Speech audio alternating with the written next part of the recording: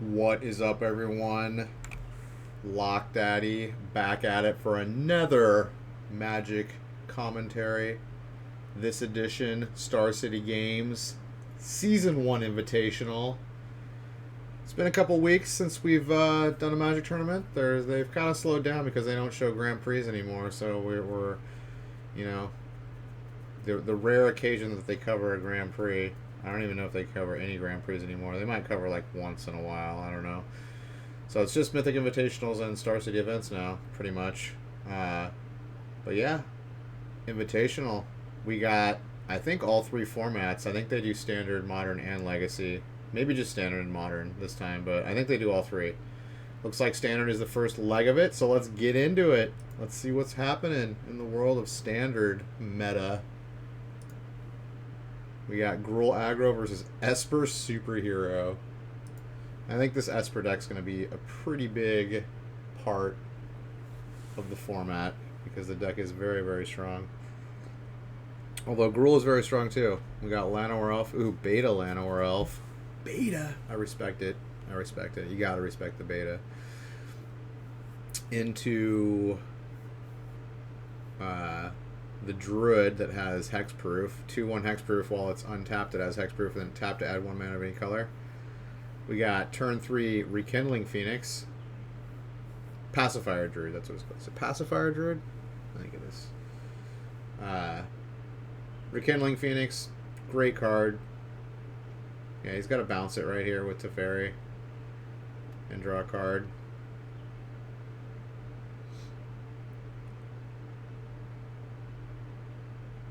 I'm going to shock in the Stomping Ground. Probably going to play Phoenix again. Kill Teferi, deal 2 to your face.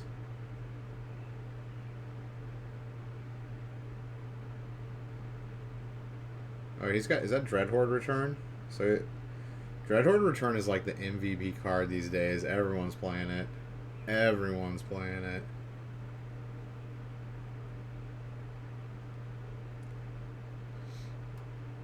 It's kind of a critical mass card that just, once the graveyards pile up, there's a lot of ways to gain life in these decks, and then it just Dreadhorde returns and just spits out everything from the graveyards and just pretty much wins in the following like turn or two. Alright, yeah, I guess he's just going to keep bouncing. Rekindling Phoenix, he has no permanent answer to it.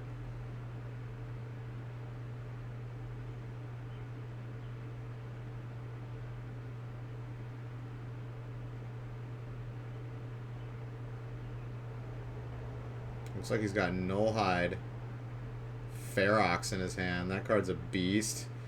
6/6, no, it doesn't have trample. 6/6 for 2 green, 2 colorless, hexproof. Like, the fact that he's keeping up with Planeswalkers is just so insane. Like, Planeswalkers are so good. Like, they're kind of too good in a lot of ways. These double Teferis. I'm going to be glad when this 5-drop Teferi is out of Standard. I'm going to be so glad. Tired of him. Tired of him. Nullhide Ferox. So Nullhide Ferox is hexproof and can't be countered. And then any player can play 2 colorless to make him to remove his hexproof for the turn. So this makes him very difficult to remove. You need what, 6 mana for a Vraska's Contempt to hit him. You know, at the minimum you need what, 4 mana to hit him to remove him with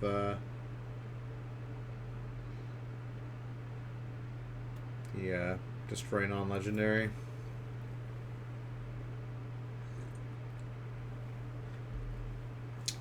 Nullhide Ferox is very, very good.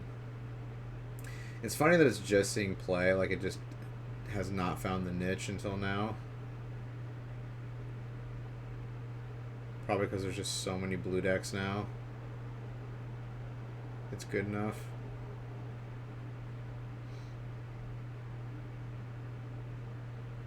And there's no mono blue, like no one plays mono blue anymore. Because I guess mono blue just isn't good enough anymore. I don't know. I still feel like mono blue is good. I mean, lots of counter magic. You got Spell Pierce in the format still, which is real good against these Esper decks. Yeah, he just can't deal with that Nullhide. Just the fatty creature. It's just a fatty creature after fatty creature.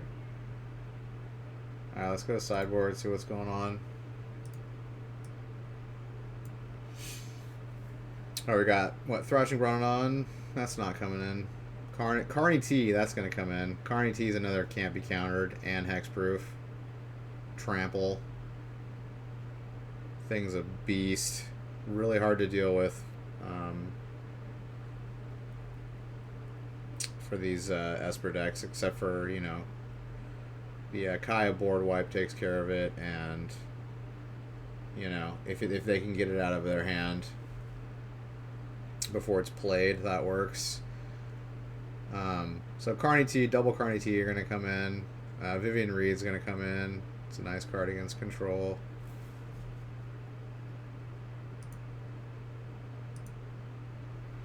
Galta, I don't think is good in this matchup.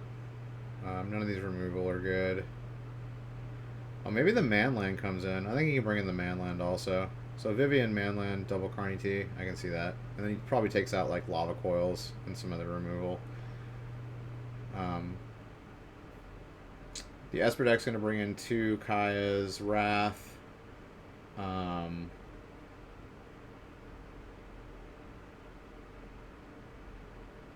3 Lyras. Lyra seems really good in this matchup, since he doesn't have an easy way to remove Lyra except for like Vivian Reed. He's got no fight with fires. So yeah, I think those 5 are going to come in. Night Veil Spectre, I don't think that thing's good enough. Maybe. It kind of either just trades or dies to everything, and the Rekindling Phoenix just comes back, so I don't think it's great. Alright, game 2. Let's see what we're working with. We liking these hands? Looks like we're liking these hands. Lands and spells.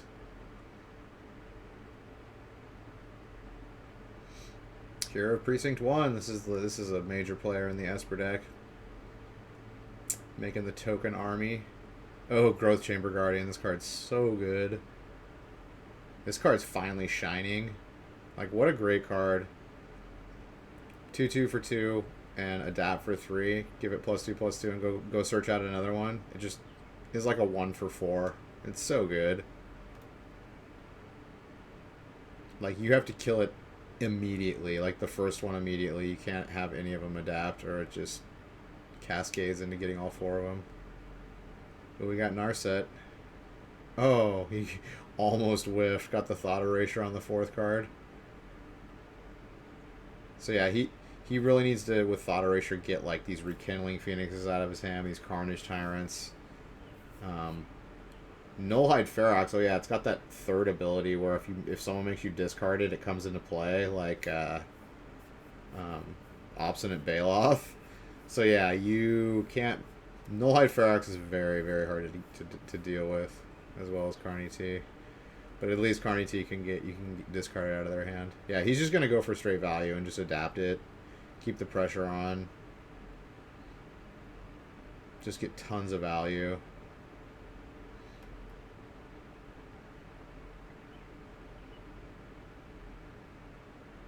Yeah, it's looking like this Gruul deck is one of the top contenders now in the meta.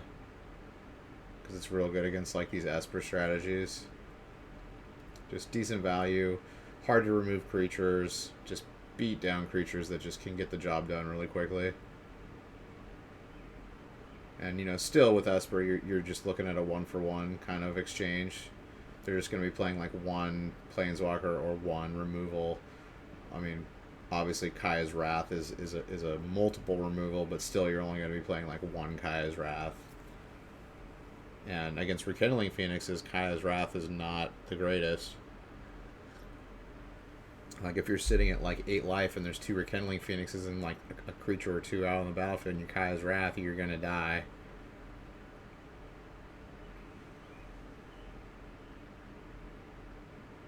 Alright, Precinct. Hero Precinct 1 getting in there. Got another Narset.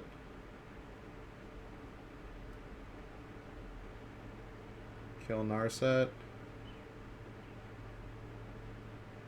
Play another Growth Chamber? Okay. Looks like he's stumbling on mana a little bit. He just needs that magical number 4, and he can play as Rekindling Phoenixes in the... Or the 1 Rekindling Phoenix, and he's also got a Nullhide Ferox in hand.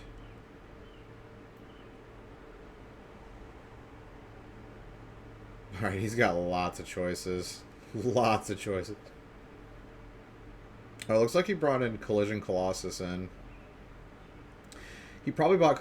Collision Colossus is probably for Lyra. Yeah, that's a good call. Definitely a good call bringing in Collision Colossus. You can also deal another 4 points of damage if, like, you know, just finish them off and give you trample so you can, like, bust through their token blockers that they're usually chumping with. Yeah, he sees his hand and he's just like, ew. He's probably going to take the Rekindling Phoenix. He can't take the Nullhide because it'll come into play. Oh, he's taking Carney T. Oh, wait. Is he? He's not liking this hand. This hand is just gas. This is just gas. Like, all threats. And he's got what? Land, 2 Teferi. And what is that,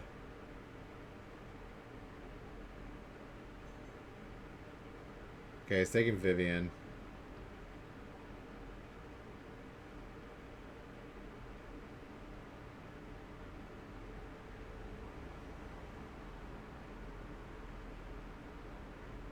Alright, Othakaya kills the Growth Chamber. Puts out another token. Get him for 2. He's kind of tempoing him a little bit. Doing a little... Oh, 4th land, though. Now it gets ugly. Now it gets real ugly.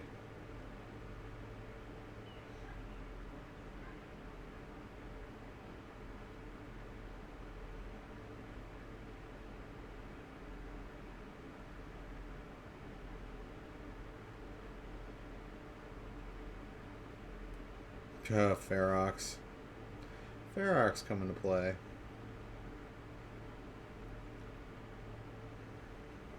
Ooh, Lyra. Not going to do a lot because he's got the Collision Colossus here. Unfortunately. He's probably just going to have to throw it on Teferi. And he can't target the Ferox, though, so the Ferox is going to stay on the table this turn. Maybe the Growth Chamber Guardian he targets, and then he just chumps the Ferox with a token. That's probably what he's going to do.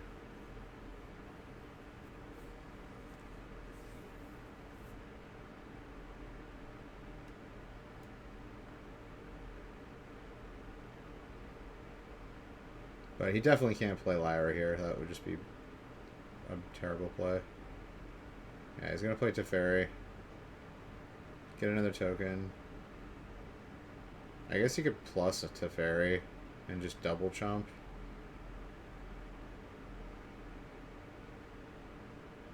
Okay, he's gonna plus him. I mean, he doesn't have like a follow-up play, so I don't know. I guess it makes it so he can chump the Nullhide, let Teferi go to 1. I don't know. Maybe he wants to draw again with it and then like play this. Like, I don't know what his plan is here. But this board's going to get... Maybe he's just going to try to get a Kaya's Wrath and just take care of the board all at once. Just draw cards until he gets it.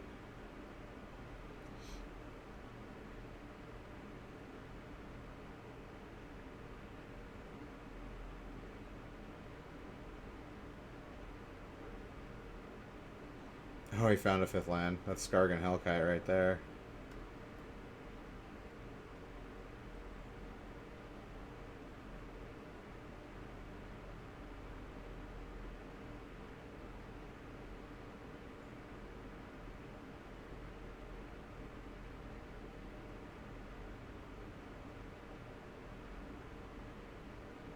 Oh, he's just going up face. He's like, I don't give a shit about your Teferi.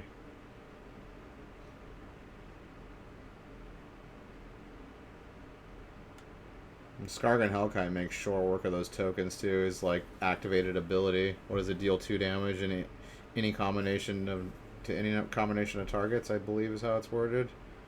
So you can just pop off 2 tokens a turn.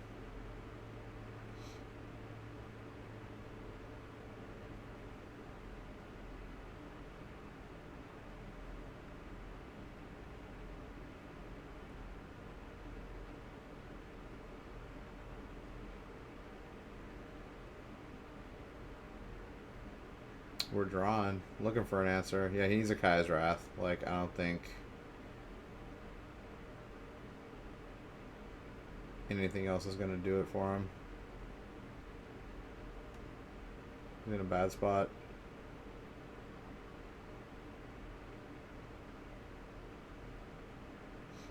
It's unfortunate because he drew the Lyra right after he... Yeah, he's just going to throw out the Lyra. He's got another play. He drew the Lyra right after he fired off Thought Erasure, which, had he known he was going to draw it, he would definitely...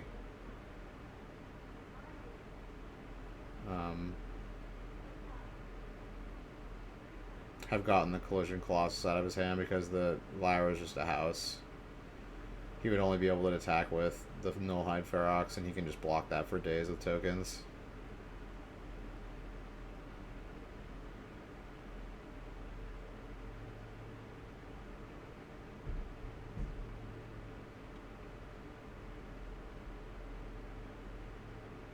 Oh, now he's going after Teferi. Okay.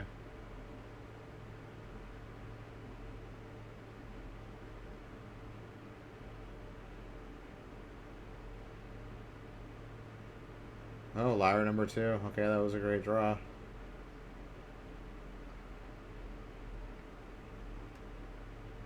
Still getting in there with that hero.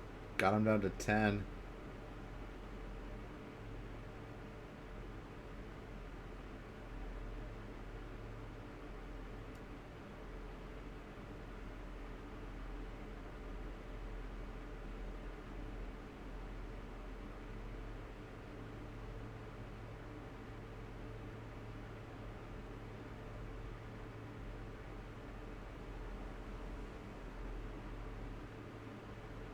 Oh, he's got the Kai's Wrath too. Okay, I think he's just gonna Wrath here. Boom.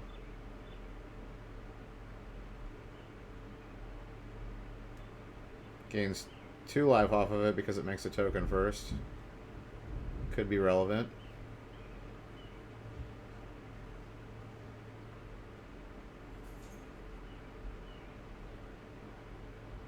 Ooh, Spellbreaker. That card's great. Yeah, Oath of Kaya is so good.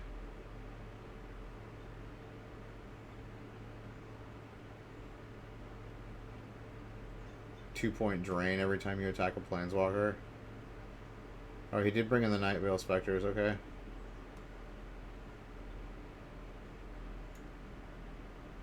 Yeah, not having Trample is super detrimental for this Gruul deck because those tokens can just chump block everything.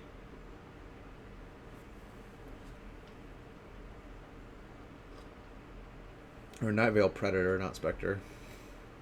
Yeah, Flying Death Touch. Oh yeah, I forgot it had Death Touch. Okay, yeah, that card's really good. It kills Skargan Hellkite and, you know, Nullhide Ferox and like all his big stuff. Trades with it. Okay, yeah. So Night Veil Predator's good. Alright. Game 3. Now we got Gruul on the play. This is where Gruul shines. Gruul on the play is very scary, especially if they have a Llanowar Elf turn 1, which he does.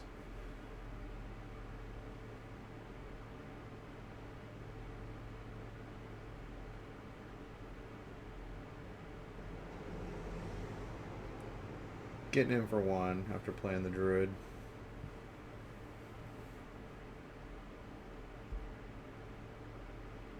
Oh, Skargan. Skargan turn 3. That's pretty gross. Just give it haste.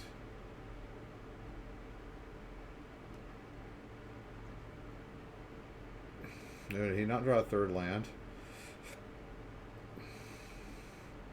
I think he's got, yeah, he's got another Skargan in his hand. Gross.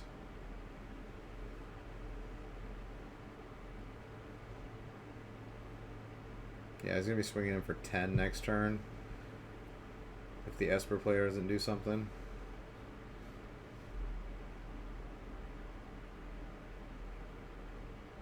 Oh yeah, Skargan can't use that ability unless it has a counter on it. Okay.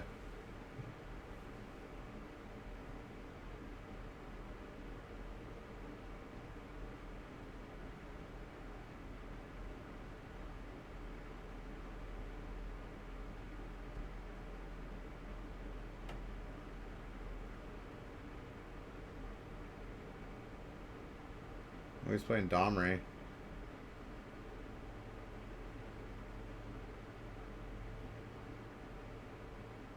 Get in there for what, 7? He's totally bluffing the Skargan, and it also gives him protection versus Kai's Wrath. So that's a heads-up play. Diversifying his threats.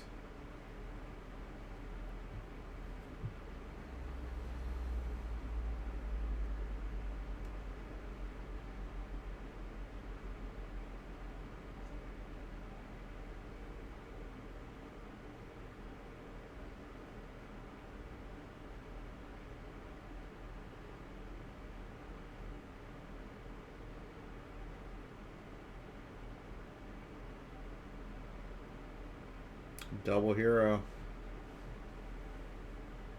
Not the greatest.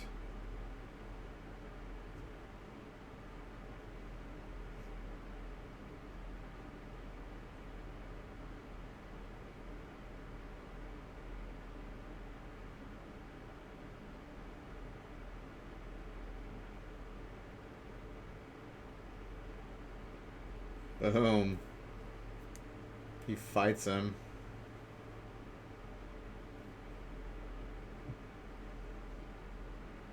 He needs a board wipe right here, and I don't think he has one.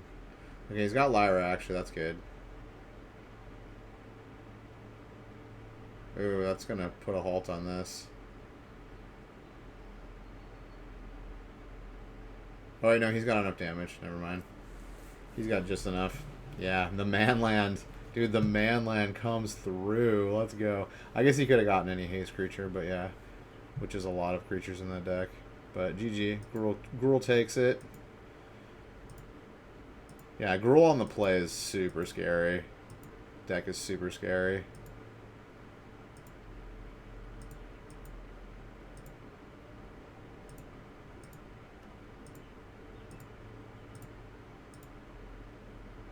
Alright. Round 2. Sultai midrange versus Is It Phoenix. Here we go. Is It Phoenix is coming back. I think that's awesome. I played this deck for a while. The standard version.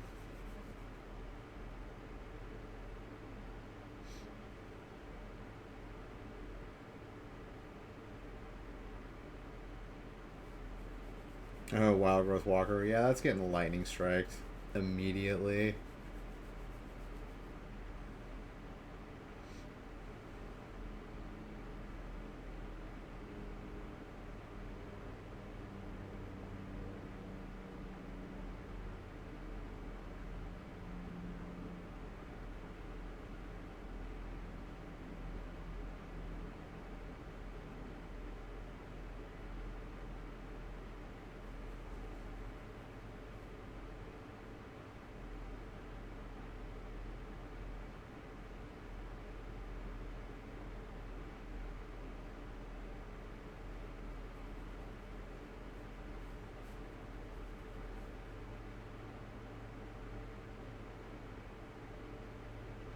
Crackle McDrake.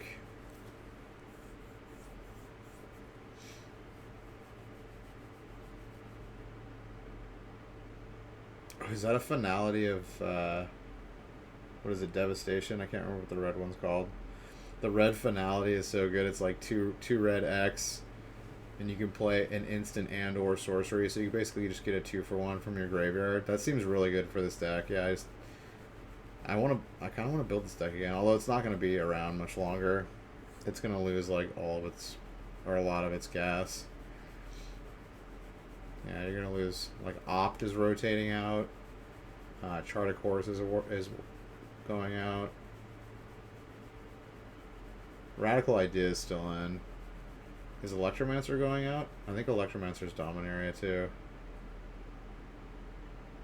It's going to lose most of its...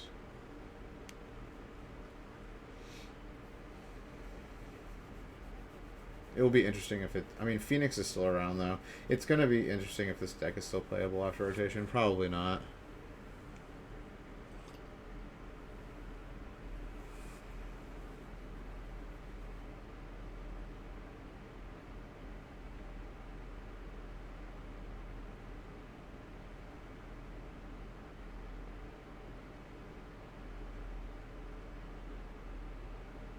Yeah, he was gonna play a finality, but he's just gonna get his Drake back, draw another card. Super good.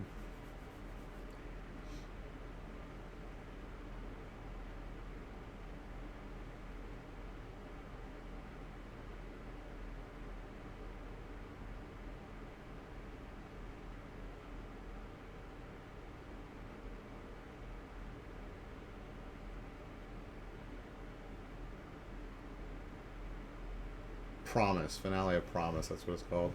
I always want to say Finale of Devastation because it's red. You're expecting some kind of like cataclysmic word, but it's Promise. Yeah, this card's amazingly good.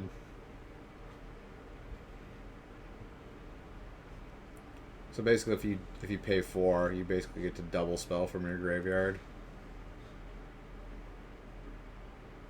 You can play like a Chart of Course and a Lightning Strike, or a Chart of Course and an Opt, or a Lava Coil and an Opt, or a Lava Coil and a Lightning Strike. You have to do a sorcery and an instant. That's the biggest restriction on it.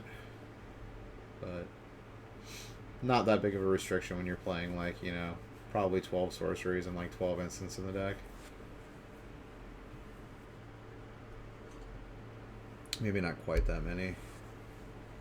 You got 4 Opt. Yeah, you're playing like 12 instants and like at least 8 sorceries.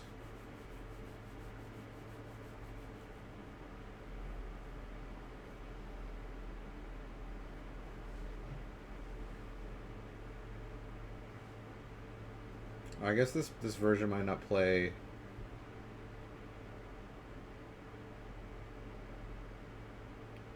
Or it might play less Radical Ideas. Used to play 4.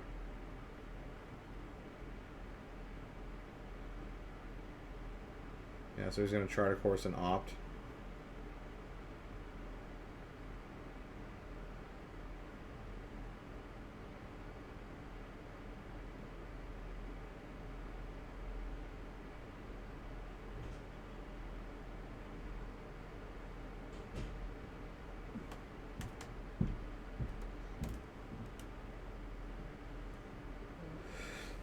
Excuse me.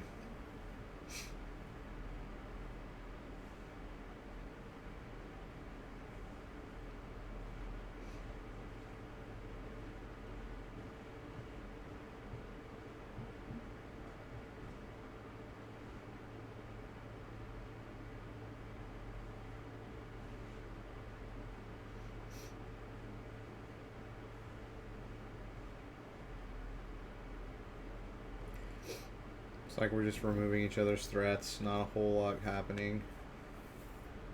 It's like the mid-range deck is flooding a little bit. Or is this Vivian coming up? Oh no, this is Nissa, who shakes the world. She's gonna make a lot of 3/3s.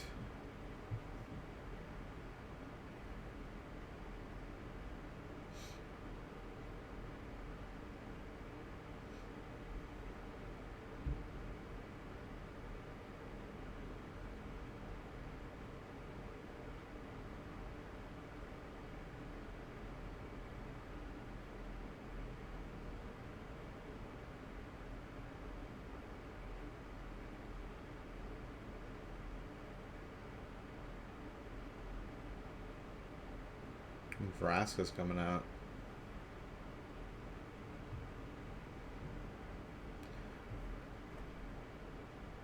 Yeah, dude, Nissa's so good with Shocklands. You can you get like, it's like a freaking mana flare, but you can make different colors. So like if you tap an Overgrown Tomb for a black, you get a black and a green. If you do a Breeding Pool for blue, you get a blue and a green. It's disgusting.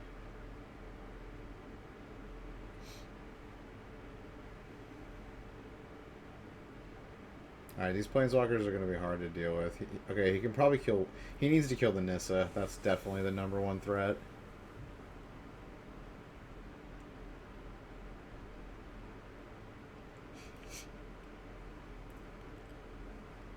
The Vraska can only target non-land permanents of 3, cost 3 or less, so the Crackling Drake won't die from her.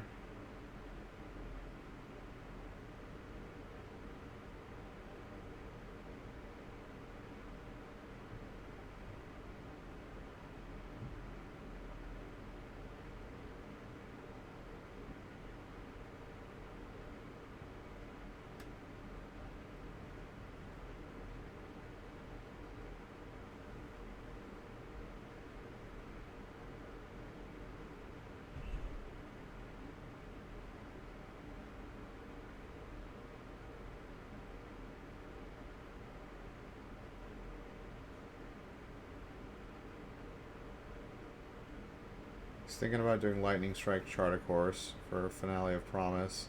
Is he just going to go after his land? I think he just goes after the land at this point, doesn't he? Yeah. So he's going to try to stifle him on lands.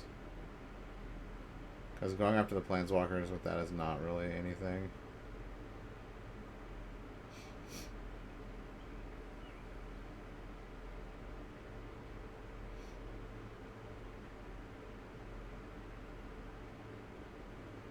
This Crackling Drake is gigantic.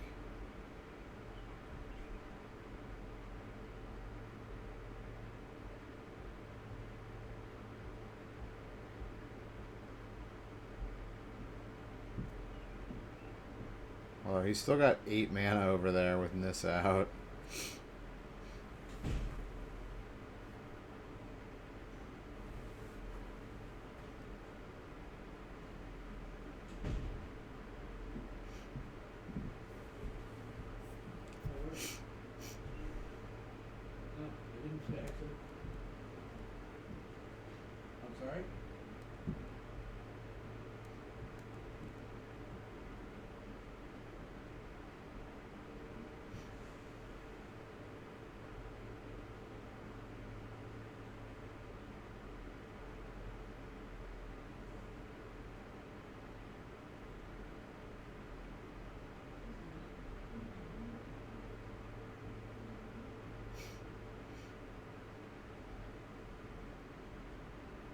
This is a good game. This is close. Kind of a battle of attrition. He can't let Nissa ultimate. He's probably just going to kill Nissa next turn.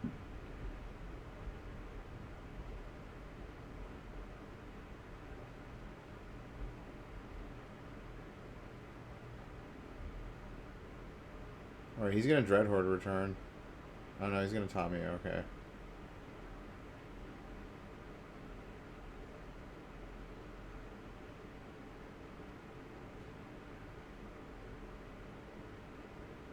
He's gonna regrow the Assassin's Trophy and then kill the Crackling Drake.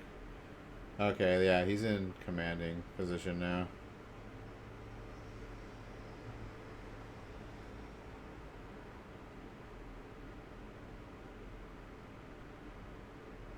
Yeah, this is what happens with the Phoenix deck sometimes. I mean, he's cycled through like half his deck and he hasn't seen a single Phoenix yet. If you don't have the Phoenix engine online, then this deck is only firing on like half cylinders. It's just is not that is not as impressive without the Phoenixes coming out to play. Because 3 power in the air with haste is really strong. You can take care of these Planeswalkers pretty easily, like, but he's just not drawing any of them. And this happens sometimes with this deck. It feels bad.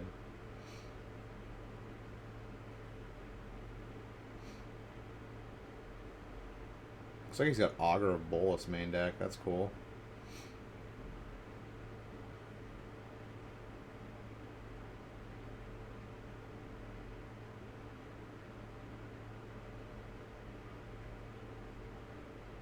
And that was, what is that, Kefnet? God Eternal? That seems like a decent...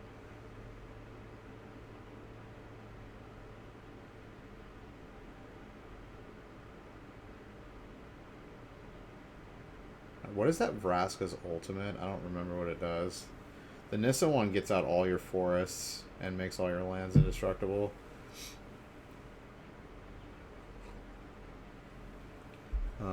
I don't remember what that Vraska does, though. I don't think it's... It might not be game-winning, but it's pretty good, I think.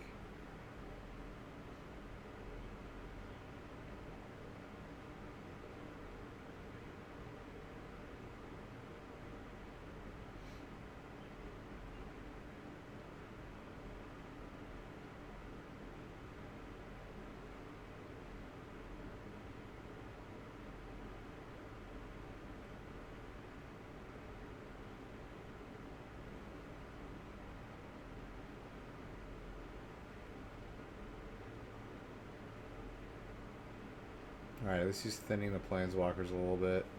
He's still got the two good planeswalkers out though. Wild Growth Walker is the draw. And he's still got 6 mana for Dreadhorde return if he wants to.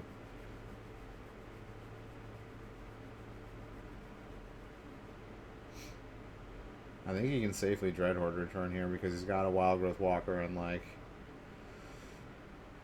at least a Brash Walker.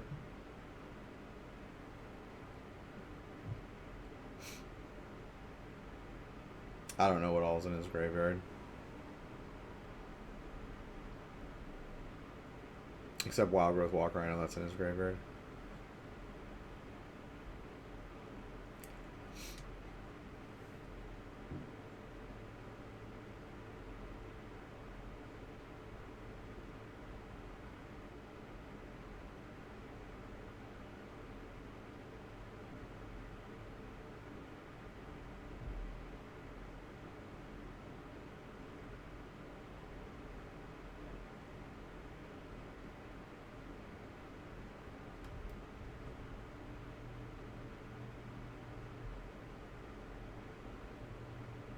Alright, now he's going to play the Augur. Dude, this Nis is so good. I forgot it also gives the token Vigilance. So you can like attack with it and then like use it for mana like second main phase. Yeah, this Planeswalker's real good. Yeah, it looks like they're not playing Radical Idea anymore in the Phoenix deck. Or Goblin Electromancer.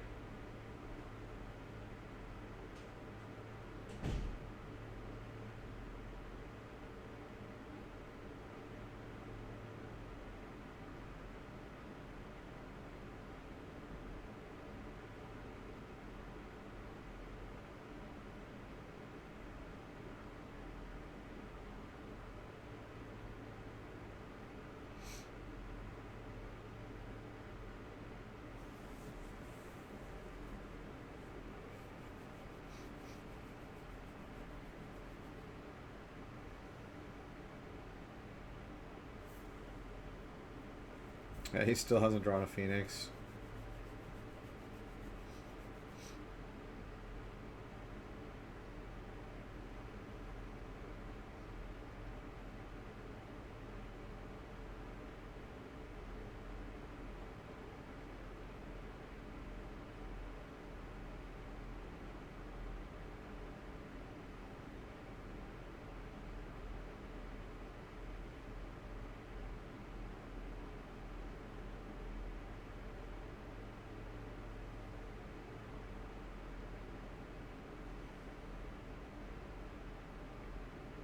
Okay, found a Phoenix.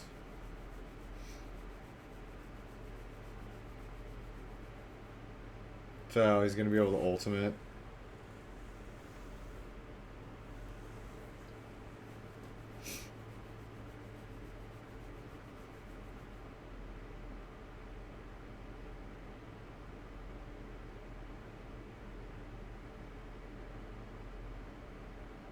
And he's got another one in hand. Oh my goodness.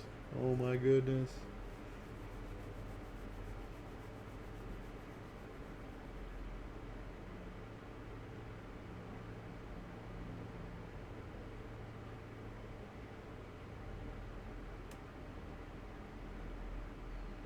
Yeah, with Shocklands, it's basically every card, every land in his deck comes into play now.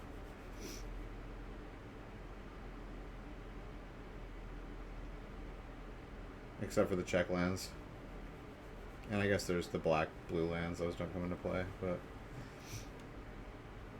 he's got 6 lands out of his deck. Or 7. And they're all indestructible now.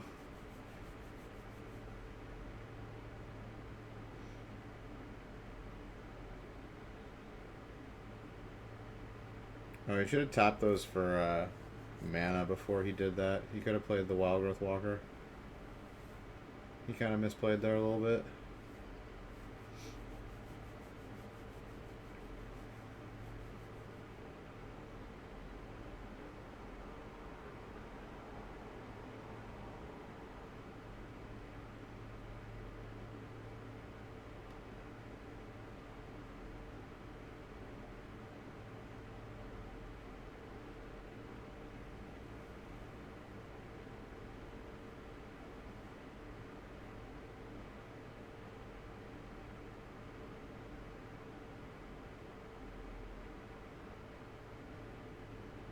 Alright, this turn's going to be big for the Phoenix player. He's going to be able to get out some Phoenixes here.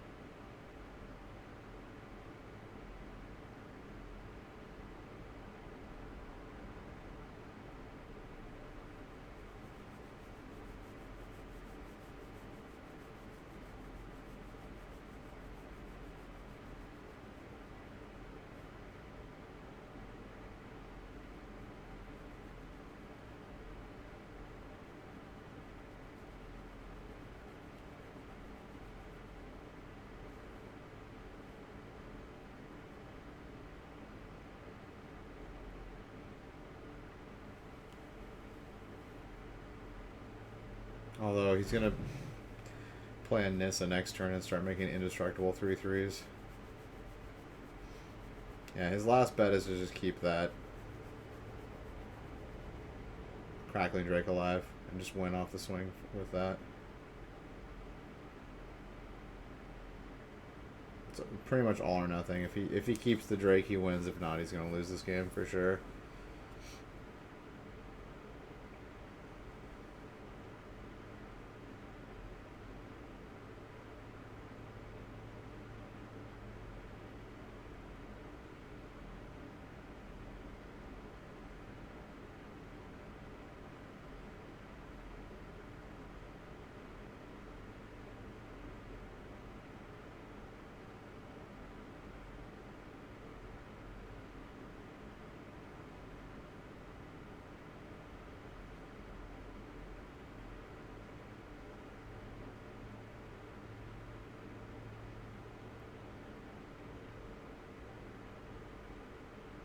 That's a 20 power Drake he's got there. 20 power. Boom. Alright, let's see what the Soul type player can do. Dude, this game is like intense. This game's gonna be going on for like 21 minutes. Back and forth. This is an epic game right here. Epic.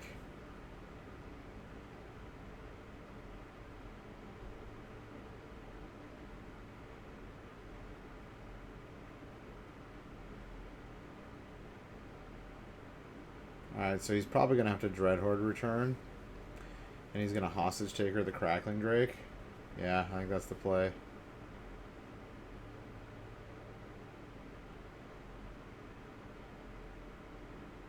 Oh, he's going to Walker first. Yeah, he's going to gain a lot of life here.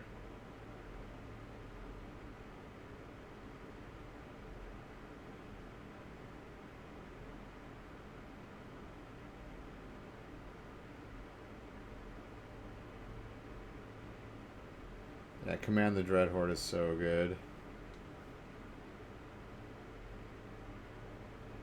You're not taking a Hostage Taker? What?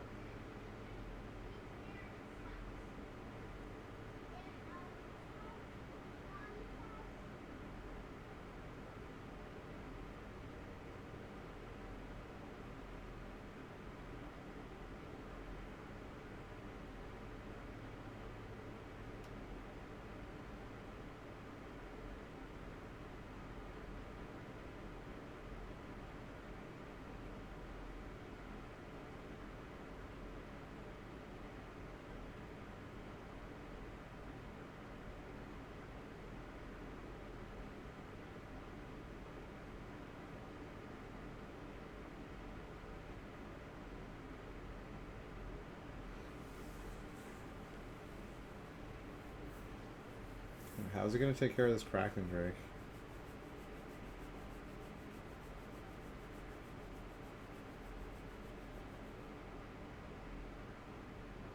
The lands just have Vigilance, don't they? They don't have Reach also.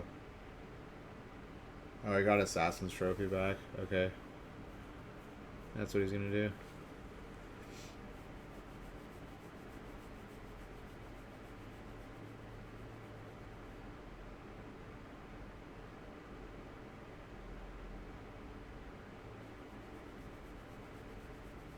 Power of Command the Dreadhorde. This card's really good. It's That's why so many decks are playing the card.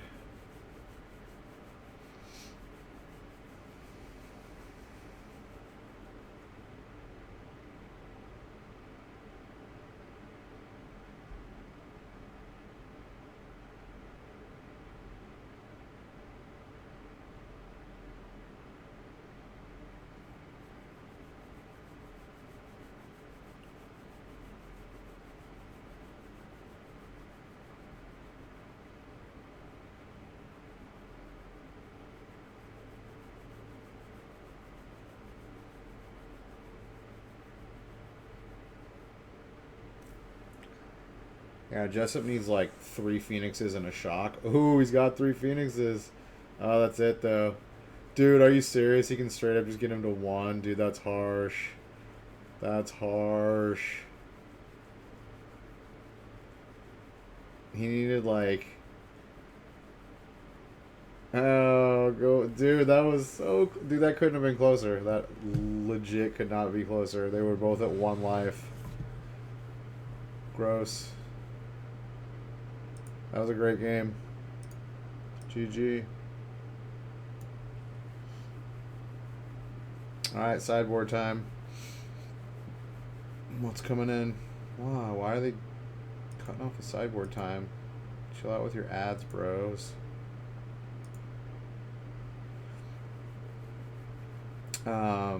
Cast down? Yeah, I think those are coming in. Duress. I can see him bringing in a couple Duress. Ripjaw Raptor, that seems really good too because he's got no hard removal. And then Phoenix is going to bring in, what, 3 Spell Pierce? Yeah, that seems real good. 2 Negate coming in. Beacon Bolt, maybe? Although he's not playing a lot of creatures. Beacon Bolt might not be the greatest in this matchup, but I think 1 is fine. Ral Zarek, maybe? Ral Zarek seems pretty good, too. Yeah, he can bring in a lot of cards here. 2 Negates, 2 Ral Zareks, 3 Spell Pierce, like 1 Beacon Bolt. Maybe another Lava Coil. Yeah, Lava Coil just to exile those Wild Growth Walkers. Pretty much the Wild Growth Walkers are what let you Dreadhorde return for like huge amounts and just because you can just gain all the life back. So yeah, probably the Lava Coil's coming in too. Alright, game 3. Or game 2. This is only game 2. Huh. That game was so long. That game was so long. 28 minutes. Well, it wasn't all of that 28 minutes. It was like 25 minutes, but yeah. Long time. It was close though. Both players were playing pretty quickly, so sometimes it just happens. You just get these long games.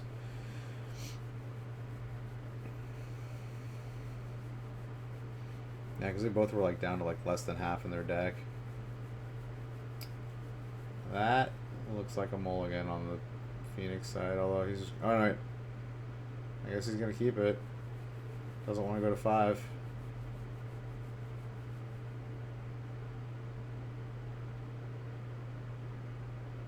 Yeah, this is not good.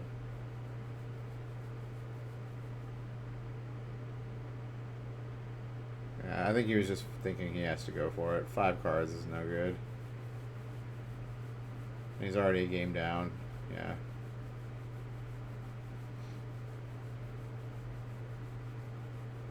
I already drew red mana, but can he do anything?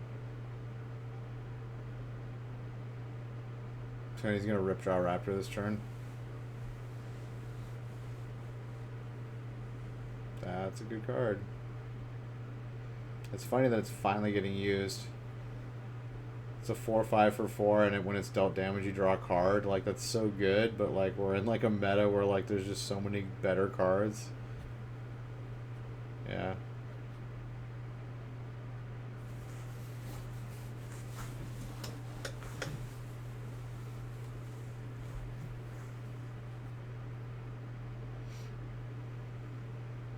Yeah, numbness. Oh, Spell Pierce, so clutch. Get it. Get it, Phoenix. Get it. Oh, he's got another one.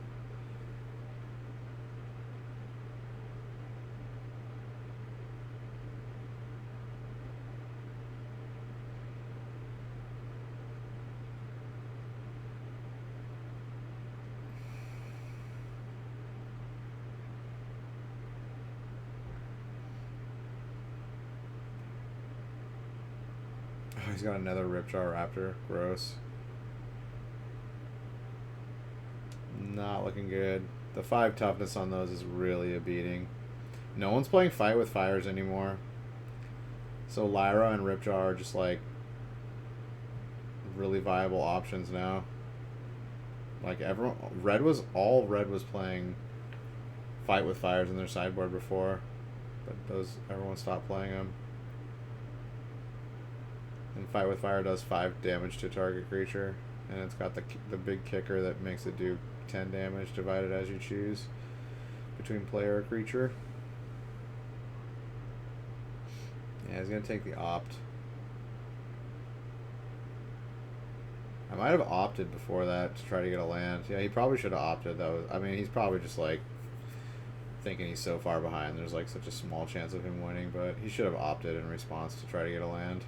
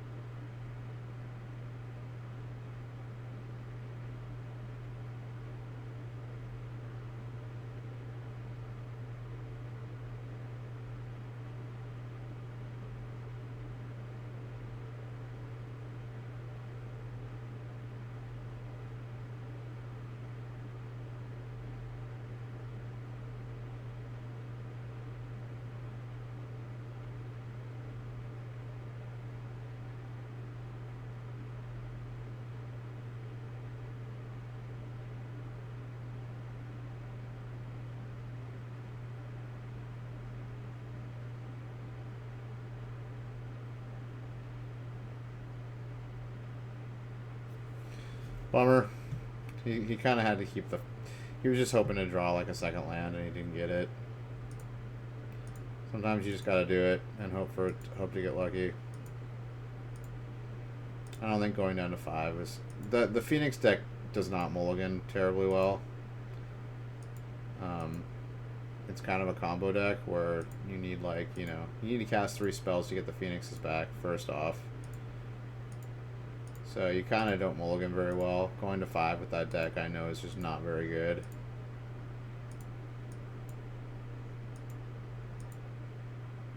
Alright, we got round 3. Of course, people still playing the stupid Nexus deck. Of course. So tired of that deck too. Ready for that to go away.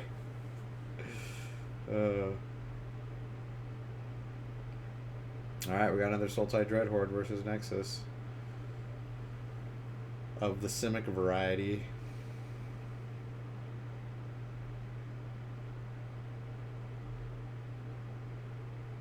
Wildgrowth Walker is just such a strong turn 2 play.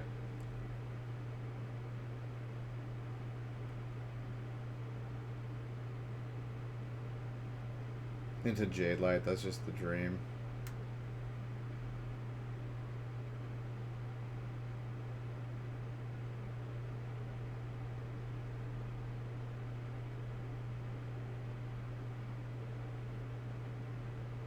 Got my 3/5 swinging in on turn 3. Pretty good. Oh, that's the Japanese Tamiya alternate art. That's so funny that they have alternate art planeswalkers in Japan. All anime style. Yeah, apparently like the alternate art Liliana Dreadhorde Commander is like the rarest planeswalker in existence or some shit. So it's worth like hundreds of dollars. That's just insane to me. Card is not that good. It's not even modern playable.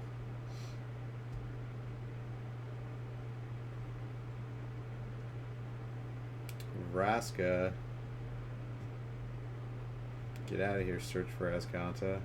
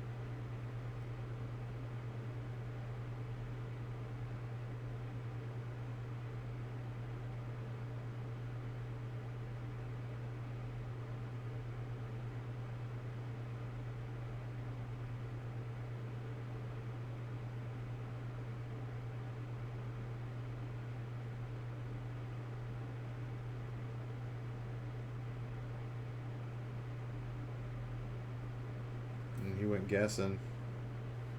Wonder what he was guessing for.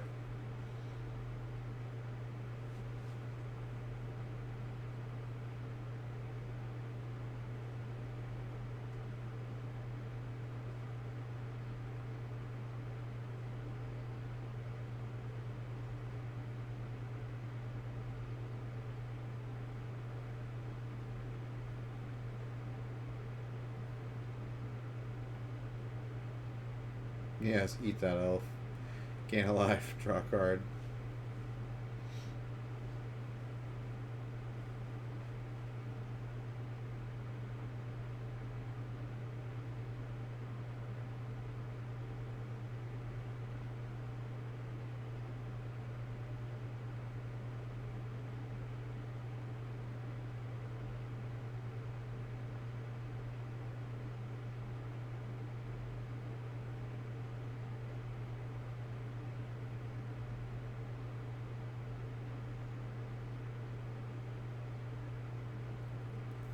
No, Mr. Hydroid Crassus is not dead, but alive and well. Hello. Hello, Mr. Crassus. Been on the bench for a little bit, buddy. But he's not rotating out. He's going to be, I think he's going to be MVP right after rotation. Since he's superpower still on the block. Flying, drawing cards, ETBs, gaining life. Just what more can you ask for?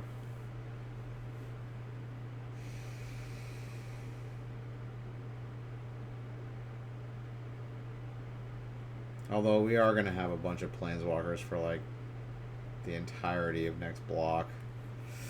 I don't know how much I'm going to like that. I'm not the hugest fan of planeswalkers. I've already said multiple times how I think they've kind of unbalanced Magic, but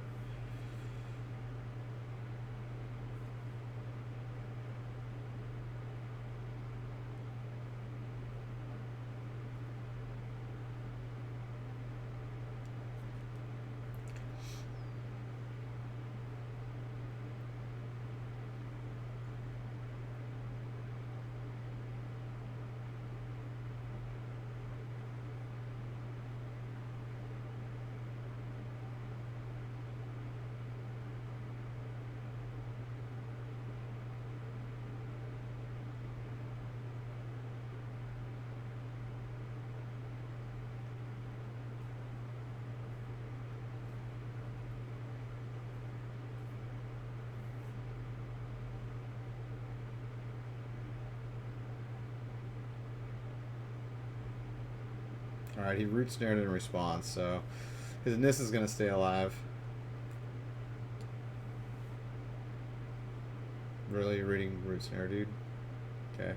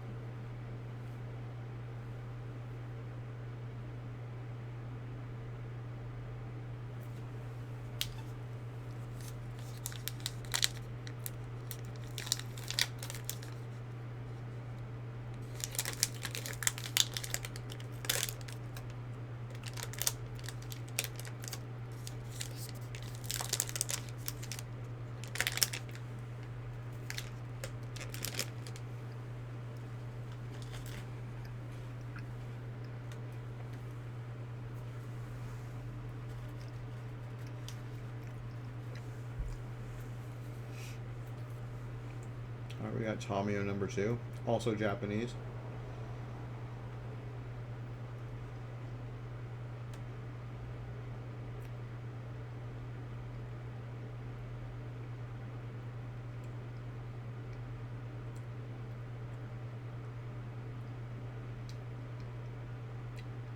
Back search.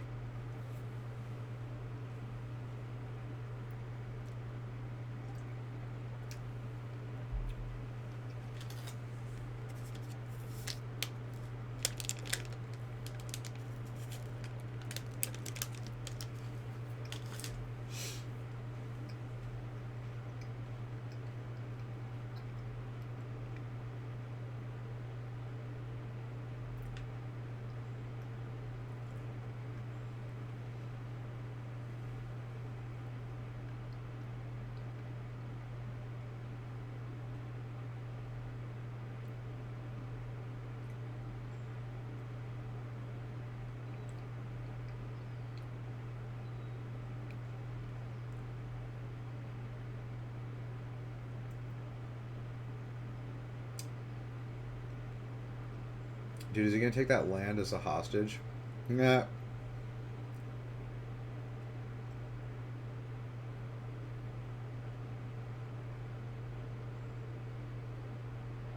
Does it say you may play that card? It says you may cast it, so I don't think you can play lands off of it. I wonder if it just stays exiled. Maybe if it dies, he gets the land back. I don't know exactly how it works. Never seen Hostage Taker take a land before.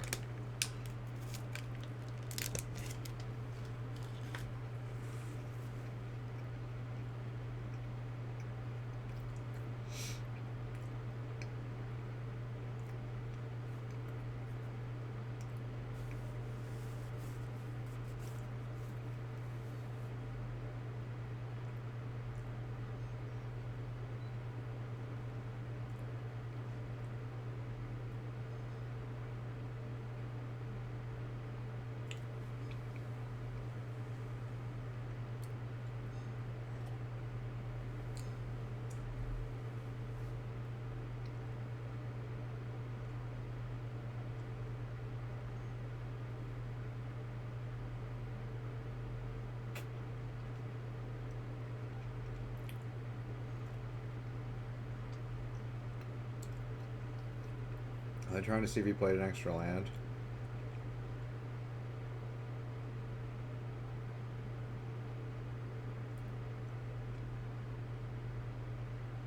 I think he might have played an extra land. I think he should only have 6. I'm not sure.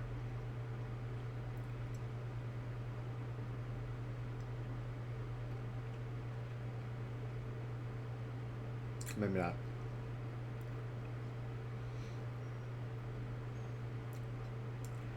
Alright, Jody needs to find either another fog. Looks like he's got 2 growth spirals. Now he's probably going to ask for another fog effect. Or reclamation. No, I think he was trying to get a fog.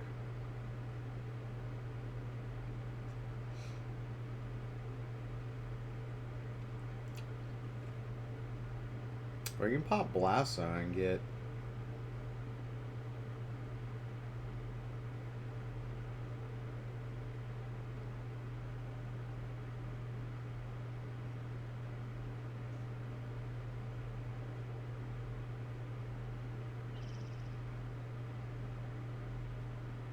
Actually, Blast Zone gets the Crassus too, because the Crassus is 2 mana, 2 mana. So he gets Crassus, Wild Growth, and Branch Walker.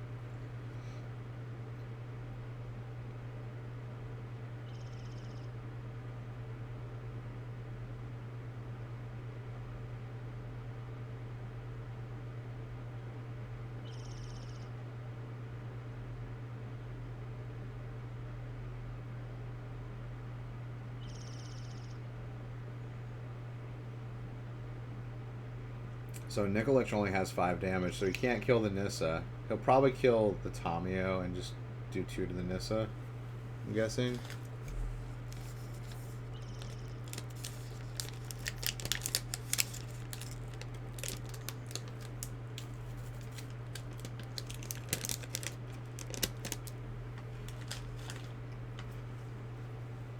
Oh wait, never mind. He has a creature. So the hostage taker can't swing in now.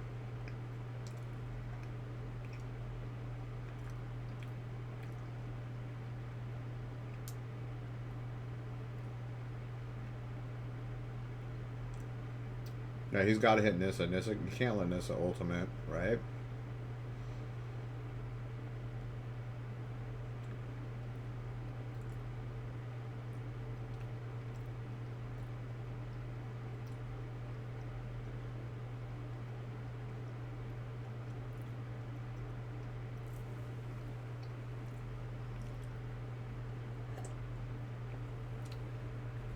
Alright, he's got Command the Dreadhorde.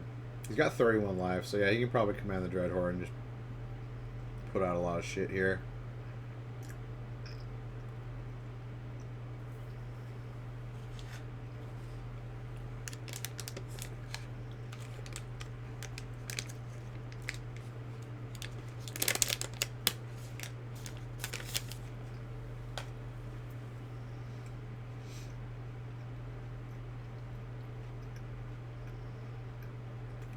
Alright, we're gonna play Nissa.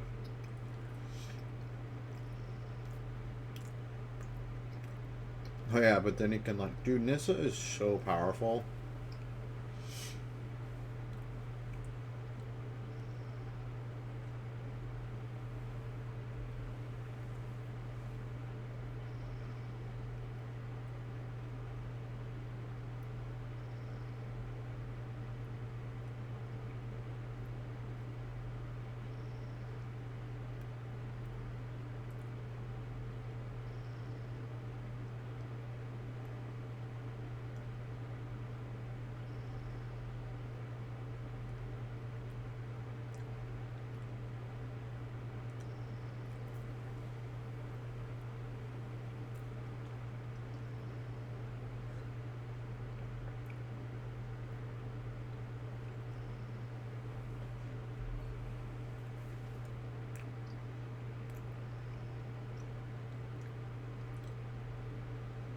Okay, looks like he's going 2 at Tamio so that if it blocks, Tamio dies no matter what. Okay, he's gonna blast zone.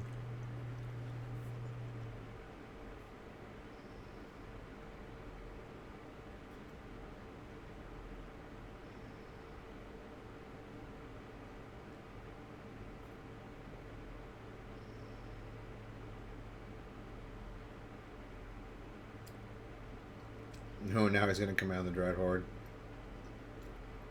Like, I'll take a Tamio. Maybe a search for Azcanta.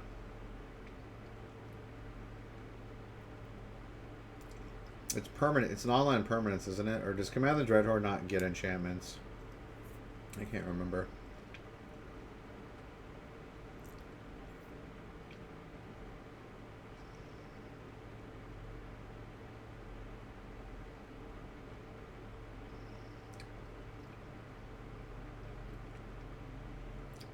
Yeah, it must not be able to get enchantments.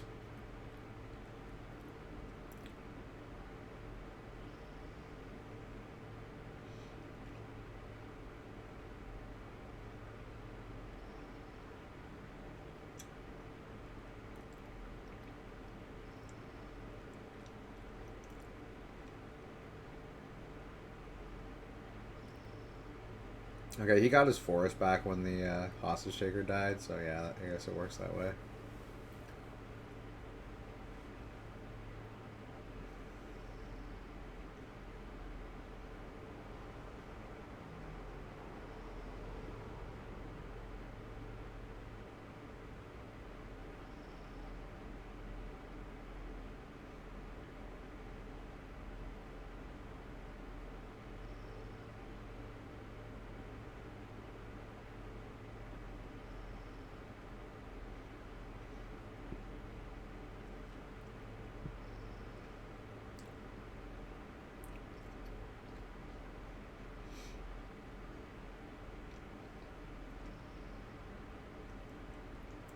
Yeah, he's never going to be able to like play it as content and flip it now.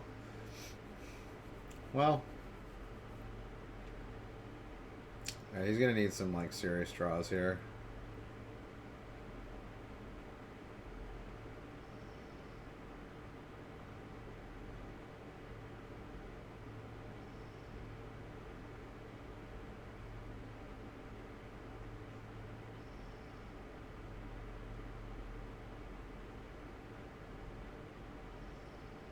And those hinterland harbors aren't forests, so he's not going to get the double mana from those.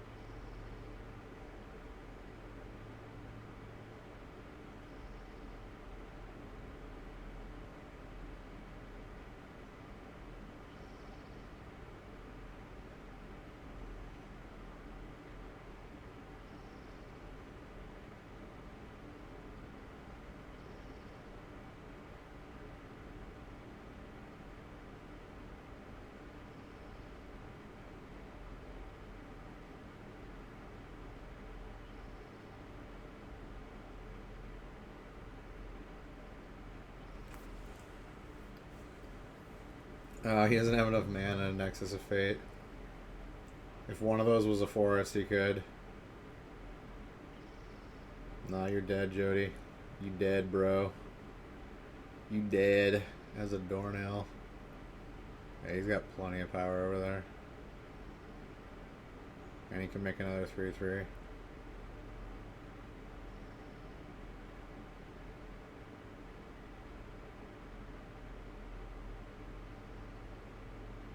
Yeah, you needed a fog or a nexus this turn.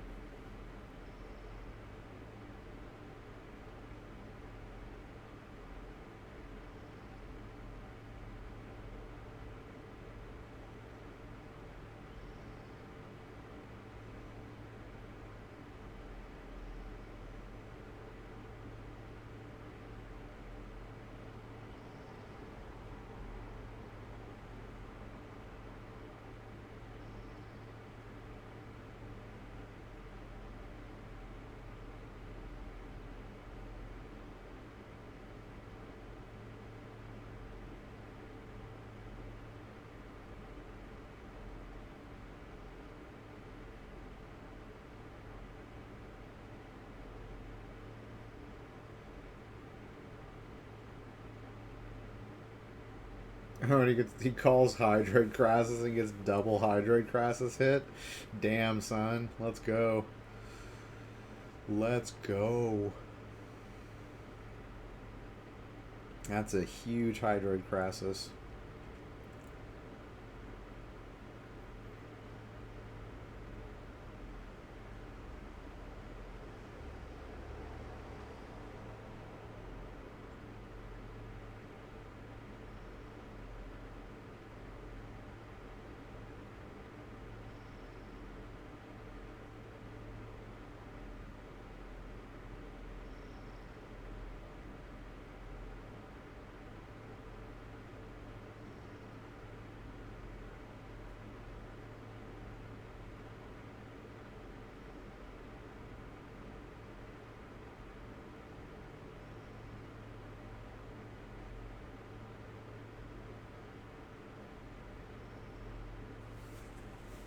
I think he's got it. He's got a. I mean, he's got a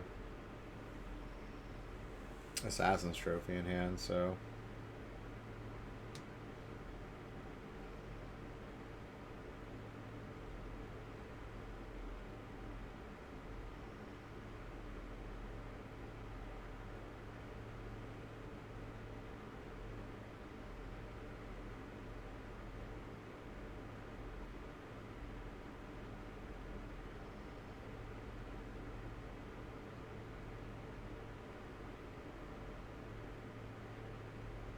So he blocks the biggest thing, which is the 3 power.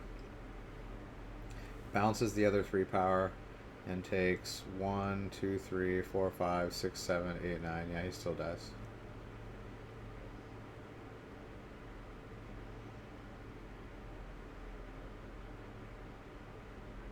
Oh, he's just hoping to get a fog.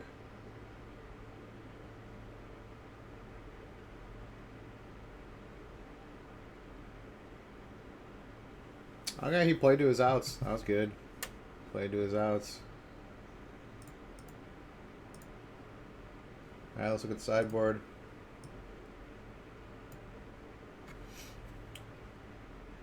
Sultai Dreadhorde, 2 Assassin's Trophies, those are coming in. 3 Duress. Brontodons, some number of Brontodons are coming in. A Disdainful Stroke, that's coming in.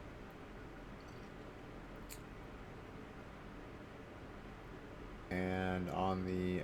Oh, and the Elder Spell? I could see him bringing in the Elder Spell. There's lots of Planeswalkers.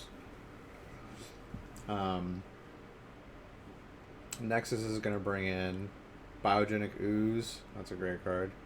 Probably Kefnet. Some Ripjaw Raptors. I can see those coming in too. I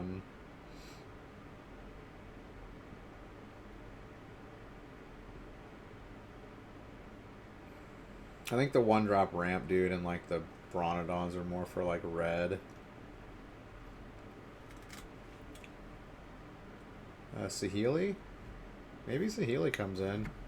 Saheeli might be good. That seems like a more Gruul card, but yeah, I think it might be good in this matchup too. Yeah. Chump blockers. Blockers to just let them keep going. I don't think Thornhind Lieutenant's good enough. That's more of a red for red decks.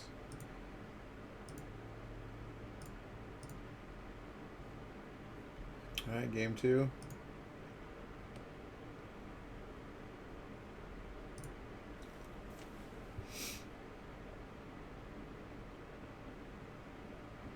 Azcanta into Branchwalker.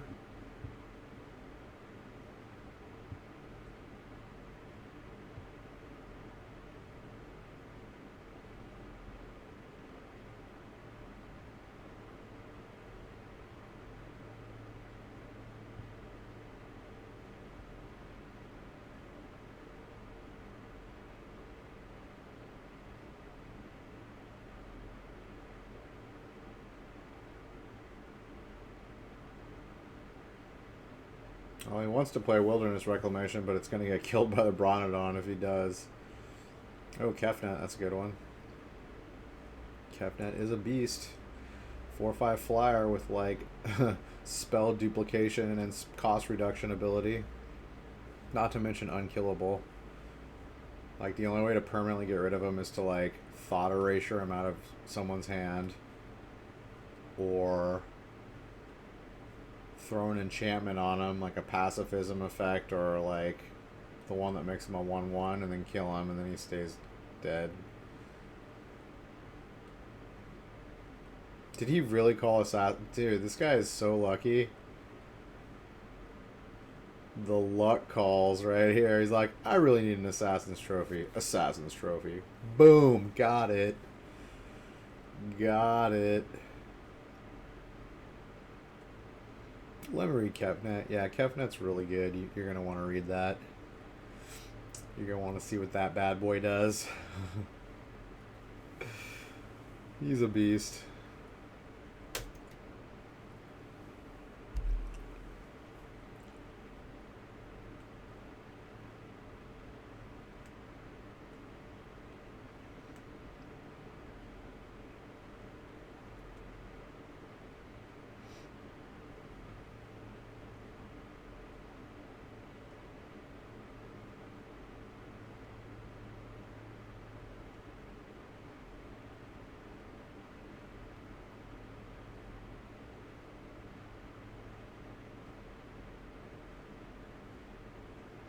Wait, did he duplicate Growth Spiral?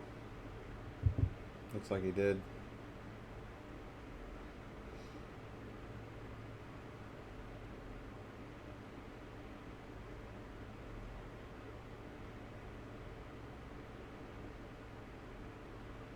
Alright, he missed his call finally.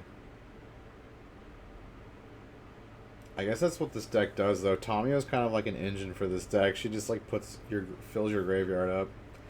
Which makes me think like Ashiok might be a really good main deck card right now because it exiles graveyards. I wonder why no one's playing Ashiok. I haven't seen any in the sideboard either. Ashiok seems good. Against all these Dreadhorde decks, it seems real good. Another Bronodon. The card's so good against Nexus, they have so many enchantments.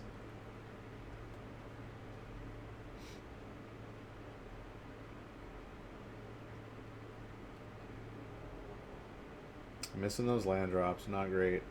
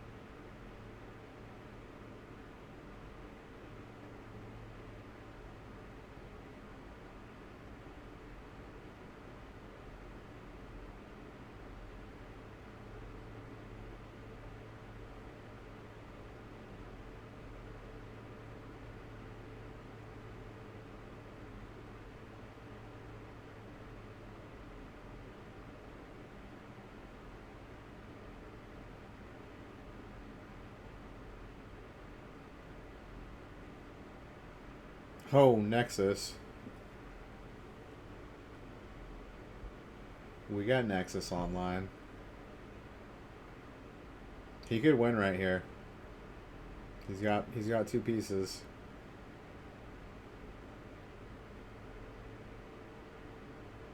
I mean, Search hasn't flipped yet, so it's going to be considerably harder, but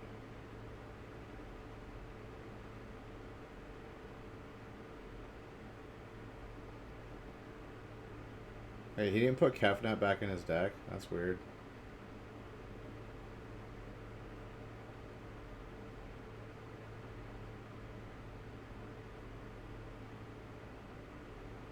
Oh, he's gonna flip it right now. Nice.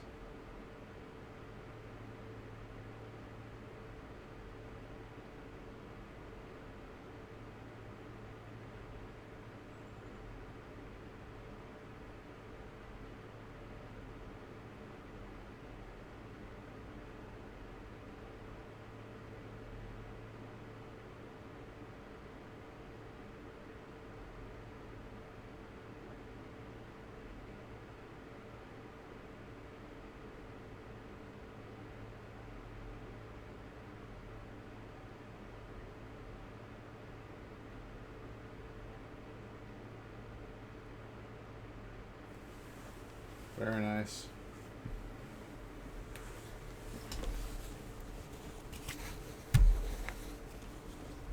Stretch out those legs.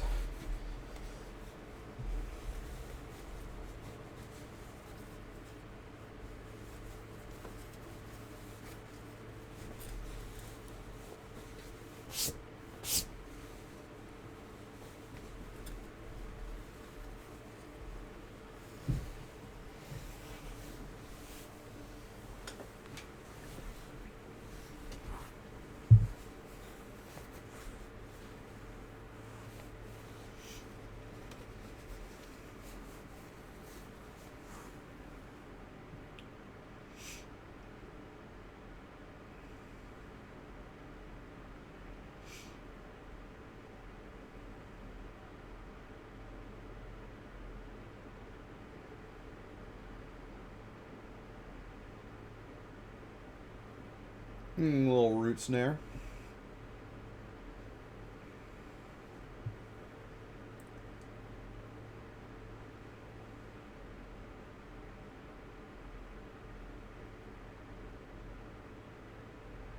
I think he's just gonna have to sit back on these Bronodons and just kill his wilderness reclamations if he has any extra ones.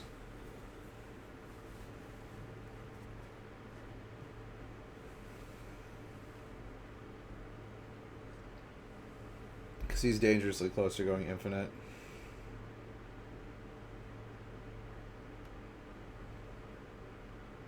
Wow, he got the direct. Wow. He's like 3 for 4 with Tomio. Like, are you kidding me right now? That's insane. Now he's got double Wilderness Reclamation. And Narset.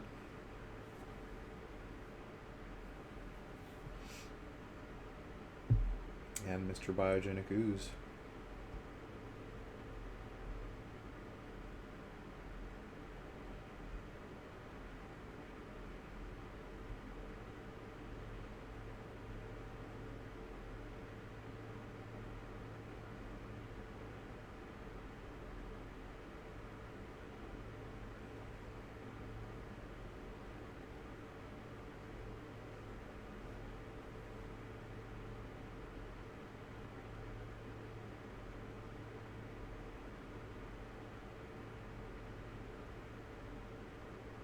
That's actually really good. Yeah, Nikolic totally ran into that. The Blast Zone is now going to kill all those Bronodons. So good.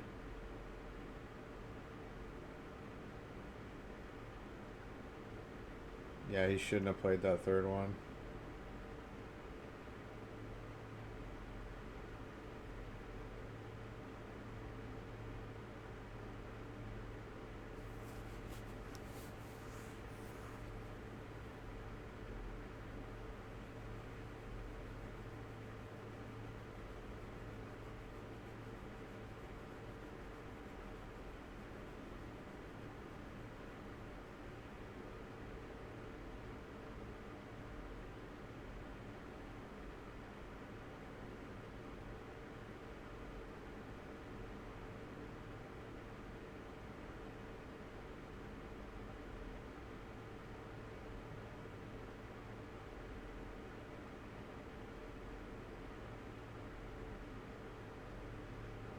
Alright, we got Crassus, Elder Spell, and Land in hand. Thinking about redrawing something.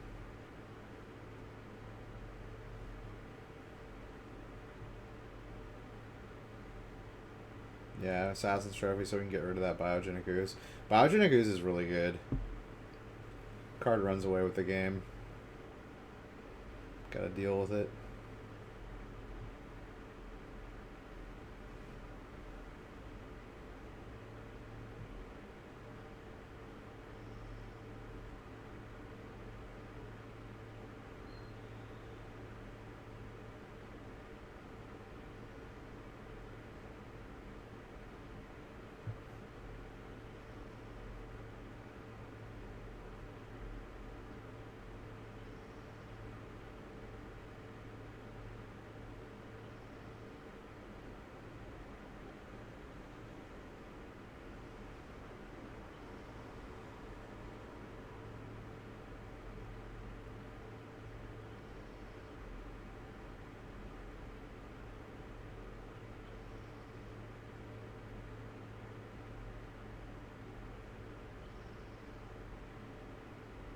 Alright, he just go infinite.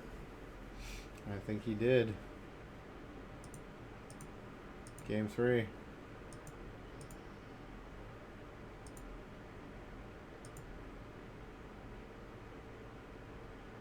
Second mold of 6. Alright, turn 2, Branch Walker.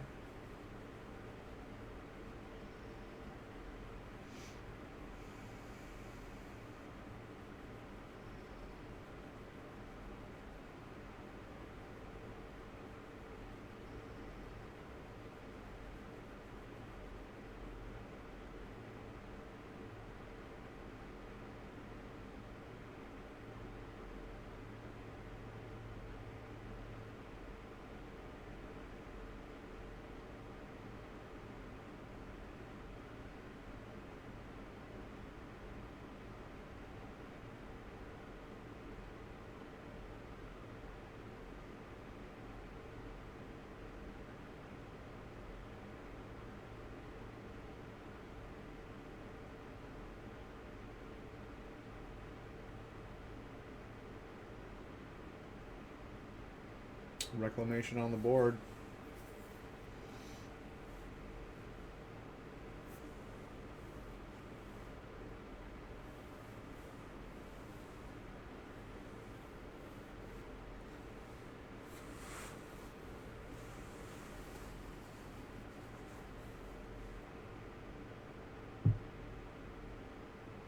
Coming in with a little Branch Walker Jade Light Ranger. Alright, he's got Bronodon in hand. Probably going to play that, snap it off, kill the Wilderness Reclamation. Card's scary good.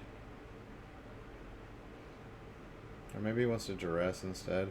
I don't know. I'd probably kill the Wilderness Reclamation before he can use it again.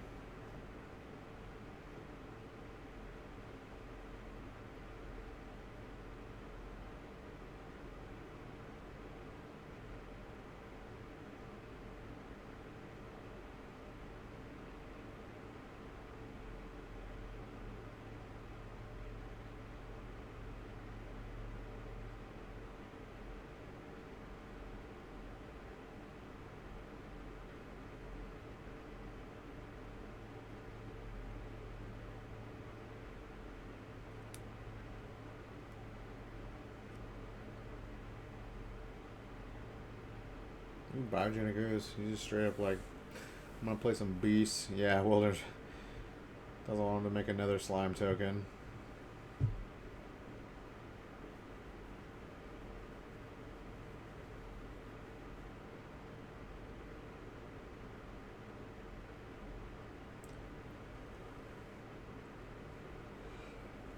I think that's an easy Nissa.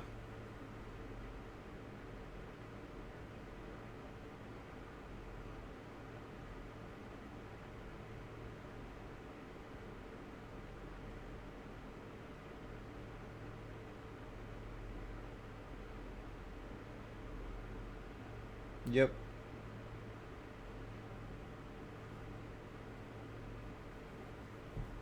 Yeah, just trade off the token. Take 3.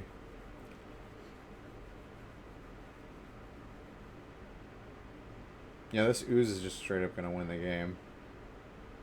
I would just make tokens. Or, yeah, or Reclamation and then make tokens, yeah.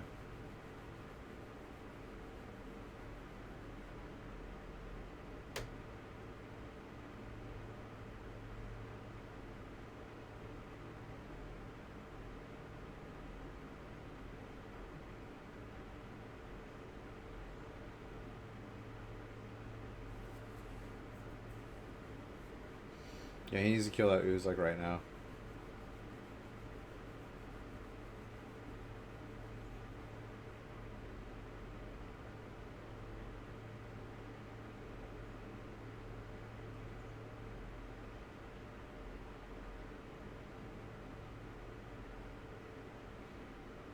Chat. Blow it up, kill your 2/2 drops. Dude, Blast Zone doing work these last 2 games. Doing some serious work.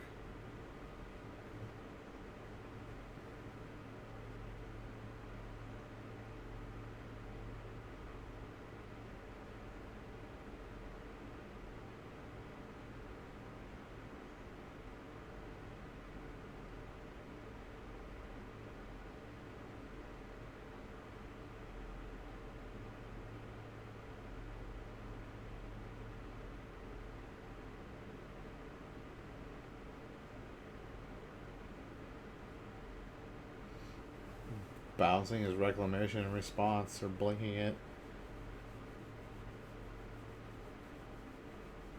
Yeah, this looks pretty over.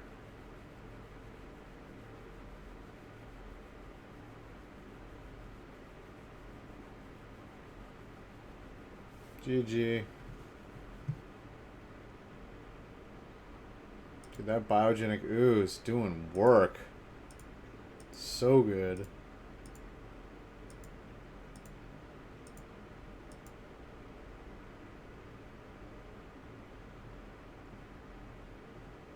Bant Mask Manipulation versus Esper Superheroes. Wait, was that only round 3?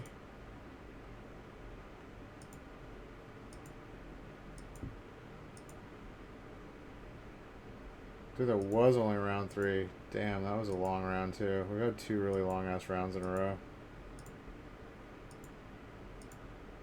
Alright, round 4. Looks like we had turn 1 Llanowar into turn 2 Druid into turn 3 to Fairy on both sides. Turn 3 to Fairy.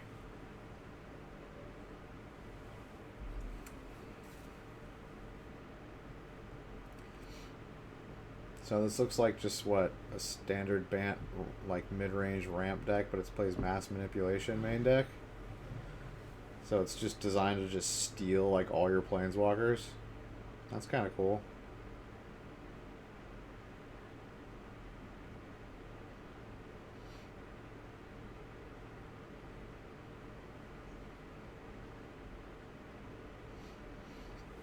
There's our hero Precinct 1 times 2.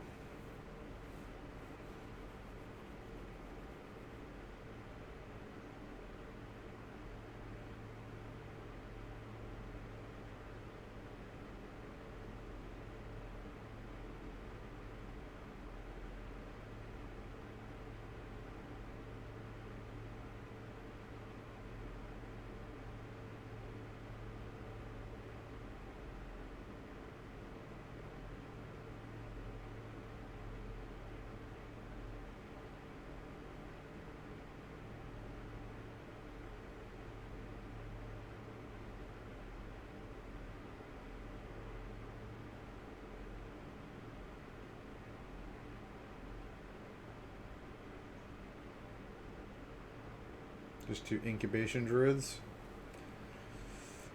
Incubation Druid's really good. 0/2 tap for any color of mana, then you can adapt 3 for 5.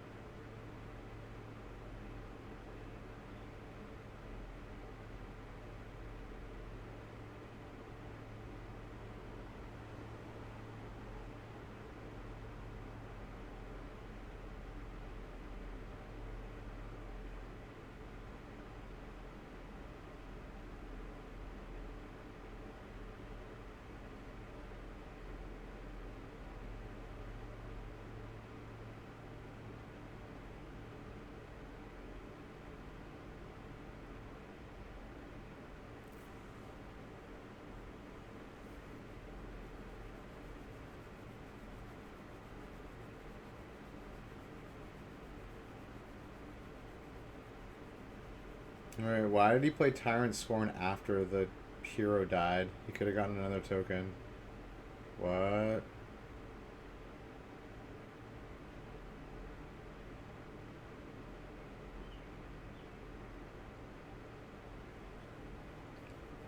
that just a misplay?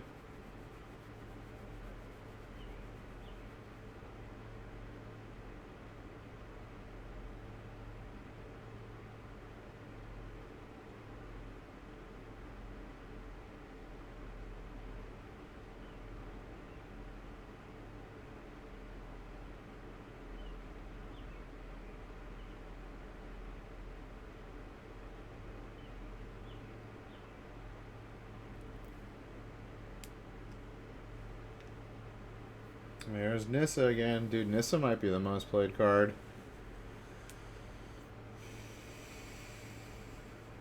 We've seen Nissa in all... I mean, any deck that plays green is playing Nissa like 100%. Oh, the Gruul deck. Does the Gruul deck play Nissa? The Gruul deck might play like one Nissa. I mean, like, it's not bad. Card is great.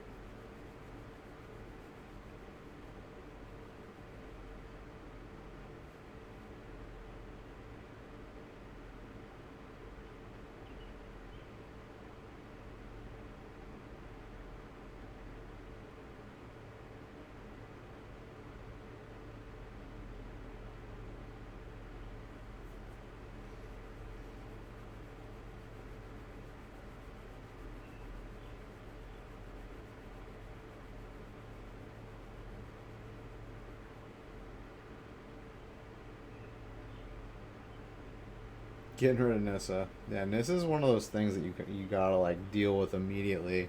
She gives you basically a mana flare. Or like half of a mana flare. 3/4 of a mana flare. that's only for you. And starts making an army of 3/3 vigilant.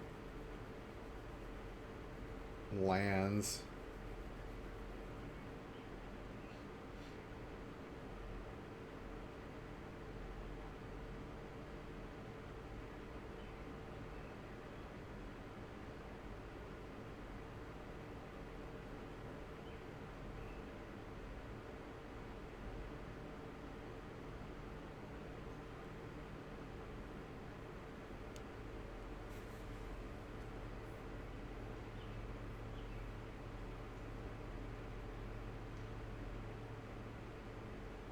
Ooh, Japanese Narset.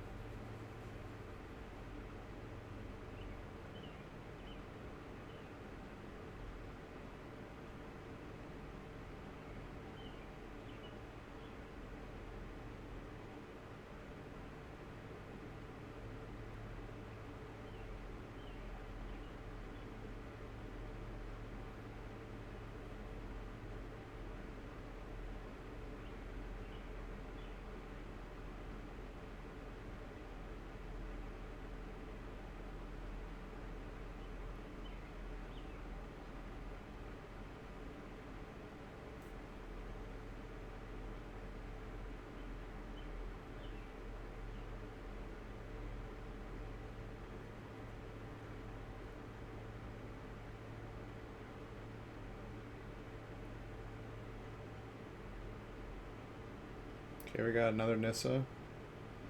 Oh, that's the Nissa that got put 3 from the top.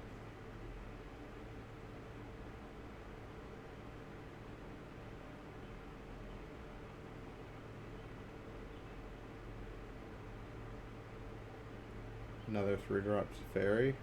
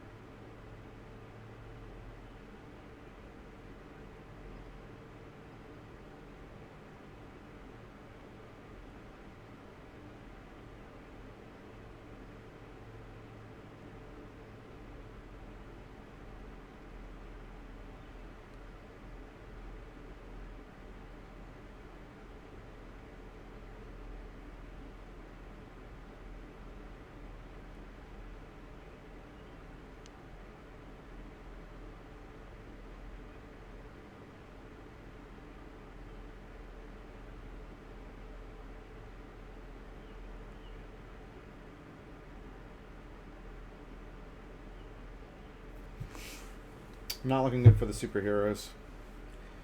That Nis is disgusting. I don't know why these decks aren't playing Elder Spell like main deck. There's so many Planeswalkers that everyone plays. We've seen no mono red decks yet. I think mono red probably just isn't good enough anymore. I don't know. Seems a little bit outclassed.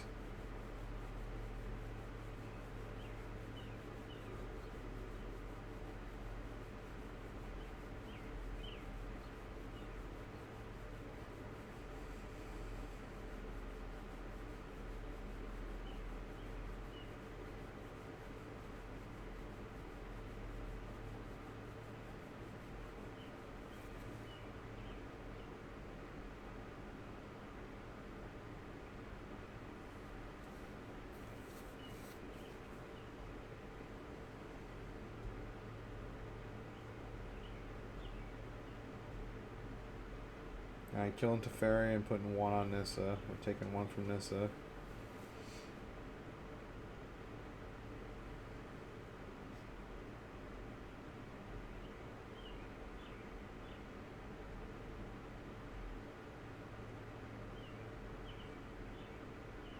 Ooh, we drew the namesake. Mass manipulation. Not much to take. You take like the hero and Narset.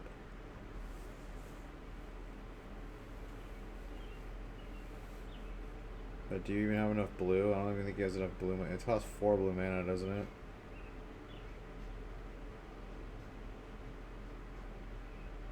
Okay, I guess he could. He could Nissa one of them, untap it, tap it again.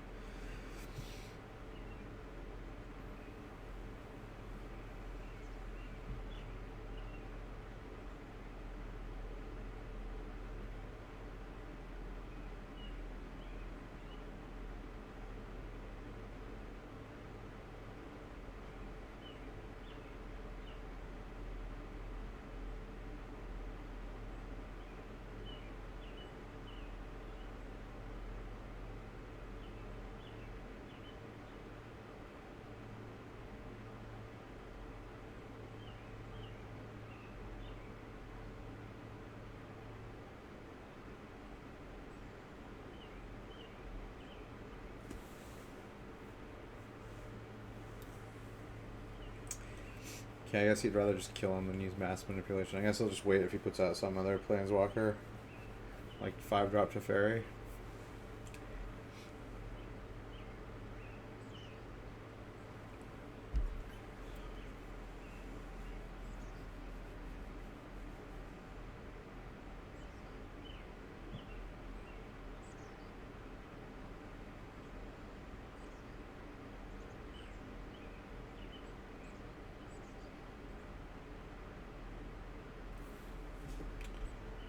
I got questions.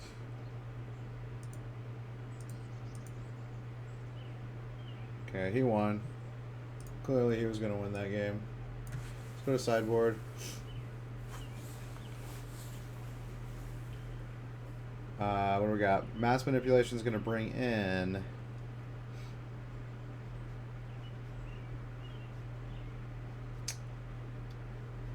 What is he going to bring in? Negate? Negate times 4 seems good. Oh, maybe that that new wolf guy who puts out the 3/3 wolf. That guy seems pretty good. What card is that? Oh, is that the bounce all their non-land permanents? Yeah, he could play that too. That would actually be really good. I forgot the name of that card, but it's 6 mana, bounce all opponents' non-lands permanents back to their hand. So yeah, it gets like a token strategy that's really good. Superheroes is going to bring in 2 Dovin's Veto, 2 Duress, 2 Elder Spell, maybe 1 Kaya's Wrath, and then Night Veil Predator. Yeah, I can see 2 Night Veil Predators going in too. Actually, Lyra Dawnbringer might be good too. On both sides. I don't know. I don't know how if he's going to bring in the Lyras on the Bant side. The superhero side might bring it in though. Yeah. I think Lyra might be good on both sides actually. Alright, let's get into it. Game 2.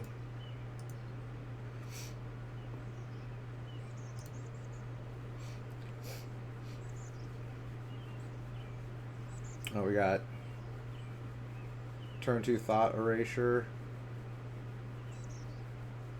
from turn 1 Llanowar.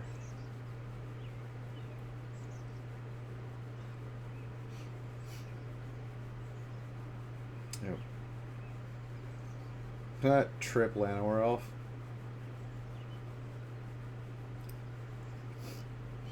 Another Thought Erasure. Crass is gone.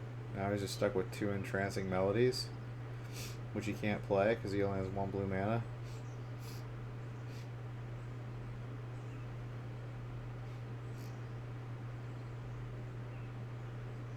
Dude, the elves on the beatdown plan. Let's go.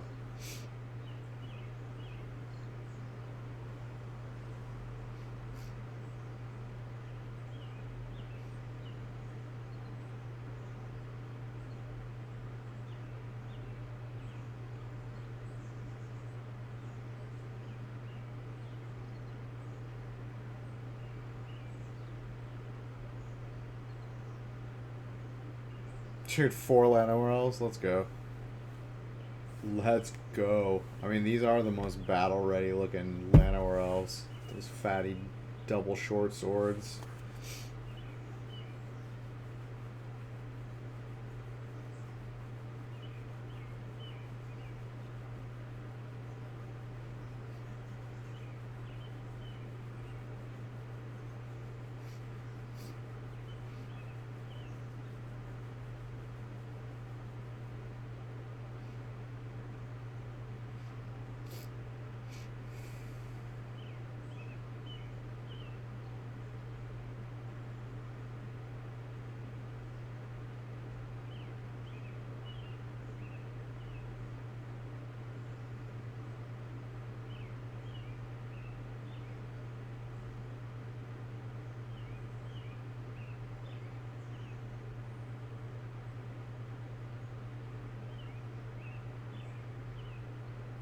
Hawkeye is one of them. Dude, he's down to 8 from Llanowar elves. Dude, that's sick.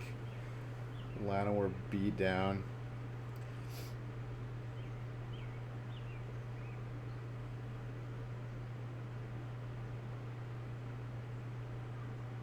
Okay, Kai's Wrath. That's enough of that. I'm not gonna let you win with 4 Llanowar elves. 4 1/1 creatures. Yes, that would have been history books right there. Nightveil Predator seems good.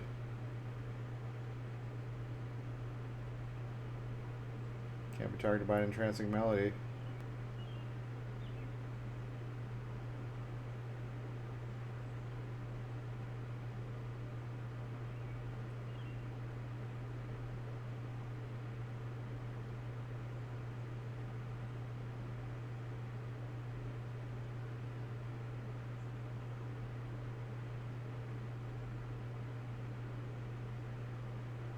Set.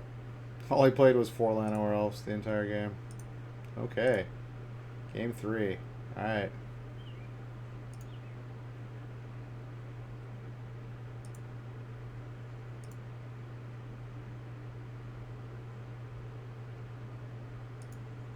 Damn it, I can't go in between there. Okay, there we go. Let's go. Okay, he did bring in the Thor Lieutenants. I guess they're not bad. I mean, they leave a 1/1 if they get killed. Or they get targeted, yeah. So I guess like against Planeswalkers that target them and bounce them and stuff, you're getting like a 1/1 creature out of it every time. Yeah, I guess they can be pretty good. There's no clean way to get rid of them except for Kai's Wrath.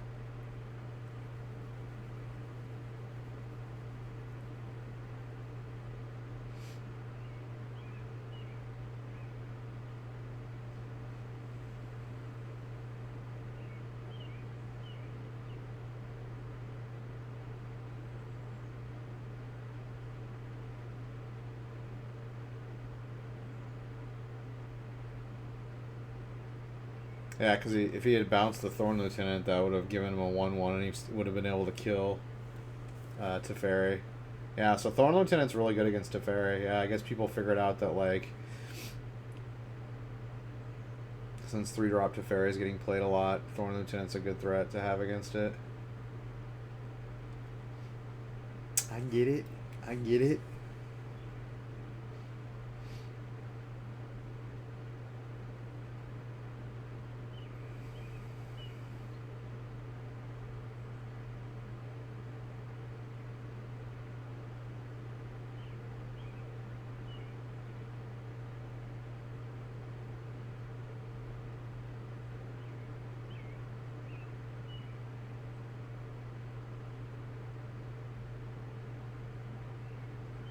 Although I don't really see why he didn't bounce the other Teferi with his Teferi. He just chose to draw a card, I guess. That's interesting.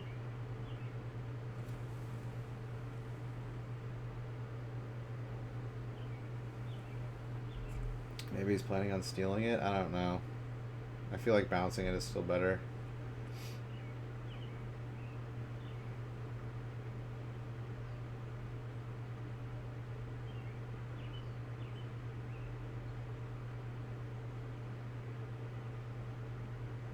Oh, it doesn't bounce planeswalkers?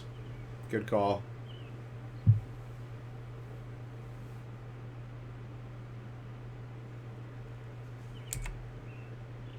Let's look at what it...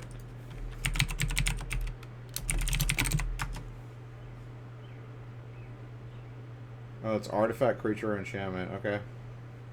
That would be why. I thought it was an online permanent. I don't know why I thought that.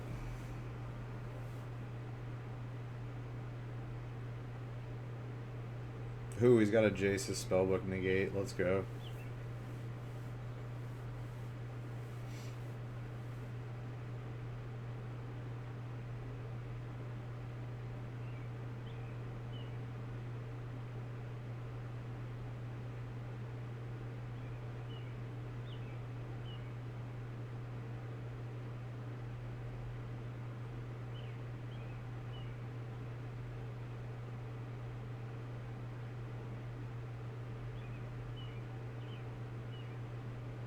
Command the Dread Horde. Have yet to see this deck play Command the Dread Horde.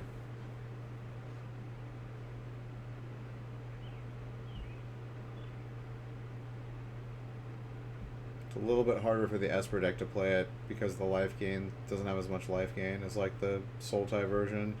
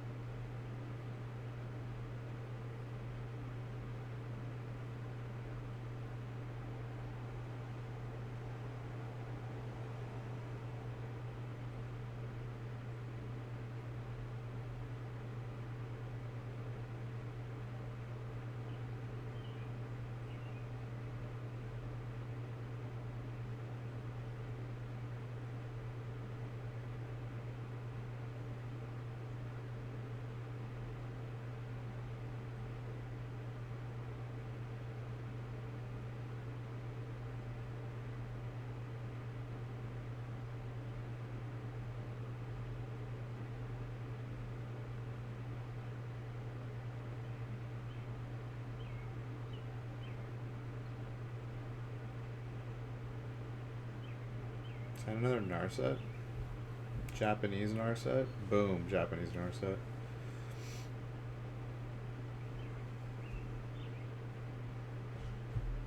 Alternate art.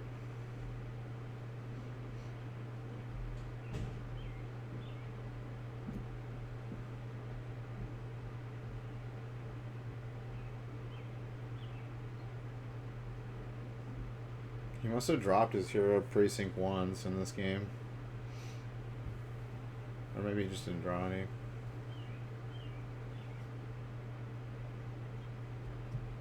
Maybe he opted to play with more Kaya's Wraths, like 4 of them. I don't know. I mean, his main deck, I think, had 1 Kaya's Wrath, maybe 2, and there's 2 in the sideboard. So maybe he boarded out heroes for Kaya's Wraths.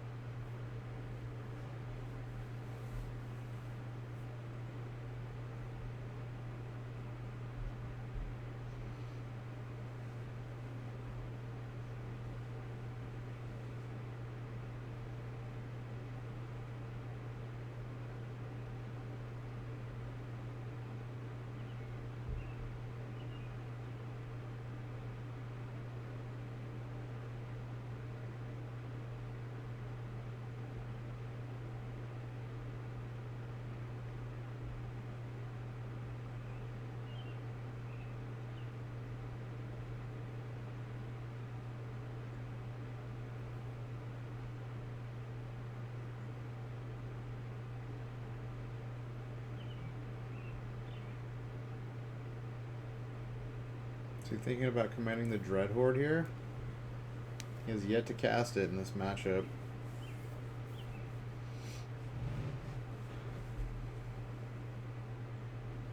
Okay, he's casting it.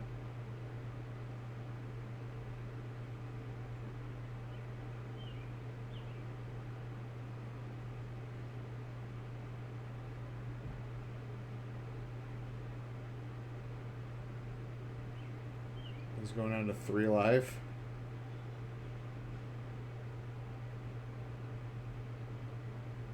Lightning Bolt. Lightning Strike. Dead.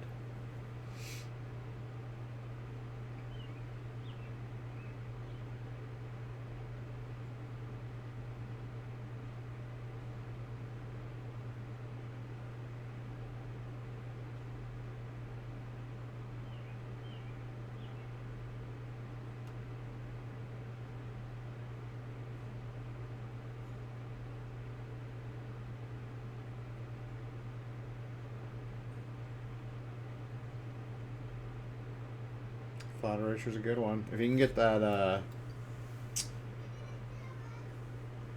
if you can play a land and get that, Crassus out of his hand, then he's got nothing. Oh, and he's going to. Gross. Crassus is gone. Yeah, I think mass manipulation decks can't stand up against the Dread Horde.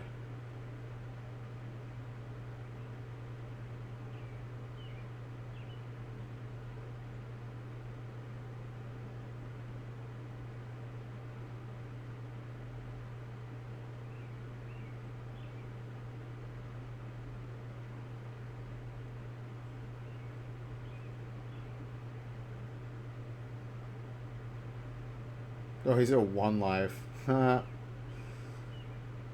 My kingdom for a damage spell. Direct damage.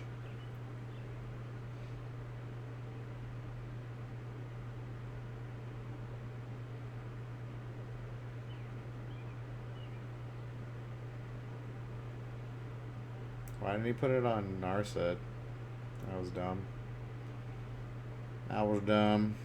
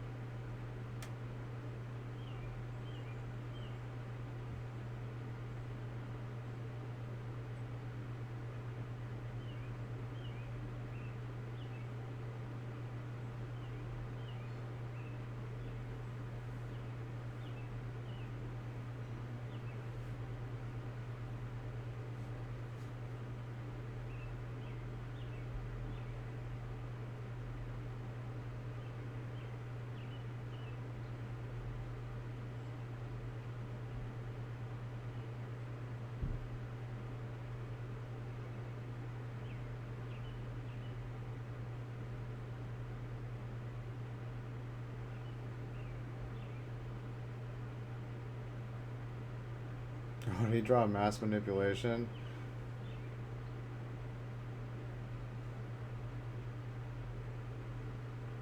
So he can take 3 things?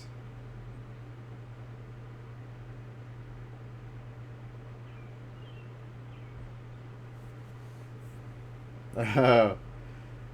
Dillardhead's pissed. He's pissed.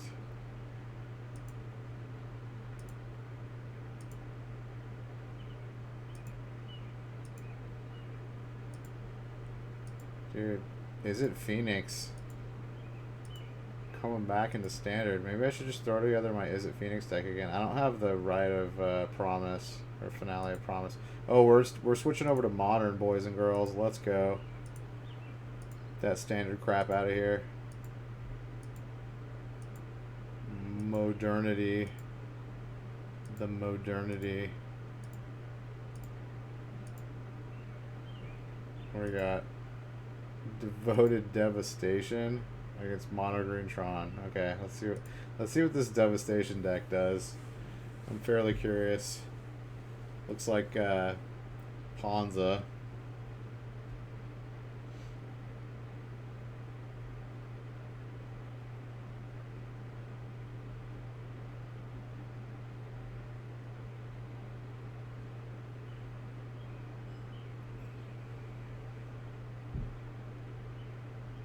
Ooh, they got the like fat SCG tour chairs. Like anyone can get like a logo put on those chairs now. It's pretty funny. The custom chairs. Those chairs aren't even that good either. That's the funny thing. They're like pretty cheap. They're like a standard office chair, but like I don't know. They just like are like the handrails are not very good. They're kind of loose. I mean, you can adjust them, I believe, but they're just like not very stable. Yeah, I'm not a big fan of the gaming chairs, as it were. They're pretty inexpensive. Not very high quality.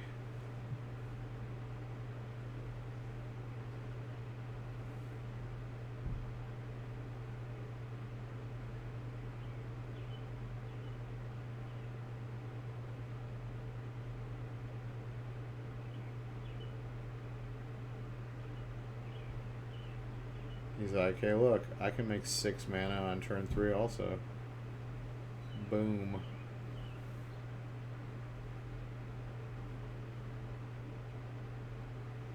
Although if he has Karn right here, this is like game over.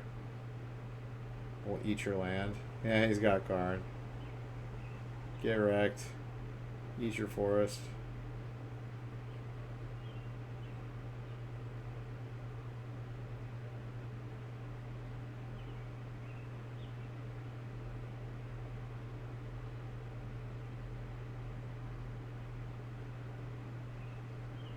And why didn't he play a land last turn? I don't get that.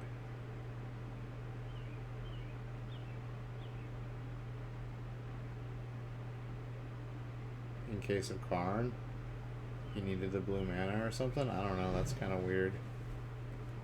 I mean, he's obviously going to eat the land that has the 2 enchantments on it.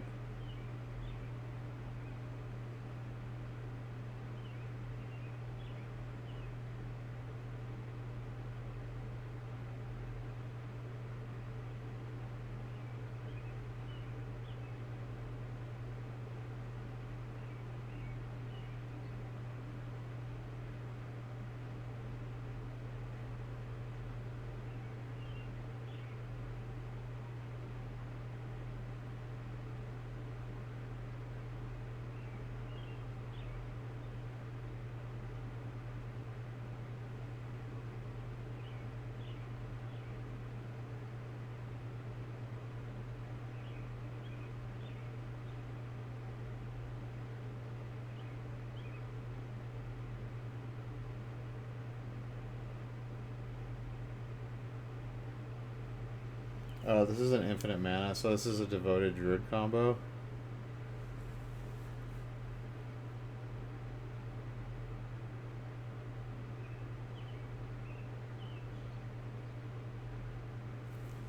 Okay, so he's going for infinite mana.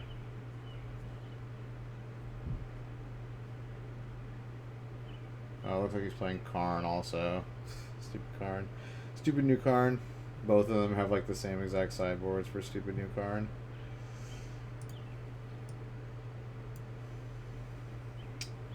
So Devoted Devastation is going to bring in what? Nothing, because he's got no Tron hate in here really. 2 negate. I guess that's what he's bringing in. That's it. The rest of the stuff is for Karn to grab, so I doubt any of this other stuff comes in. And then Mono Green Tron side. Maybe Grafdigger's Cage if he knows what he's playing, because then he can't play cards from his deck.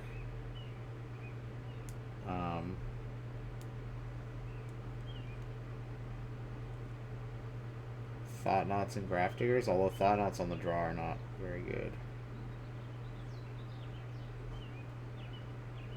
Yeah, maybe Thought-Knots and Grafdiggers. Well, these new sideboards that have like one of everything with the cards don't have a lot of actual cards that they board in actually during the sideboard phase.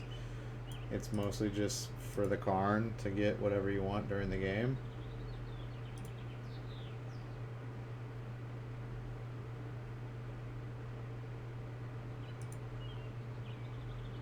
Looks like we got some mulligans.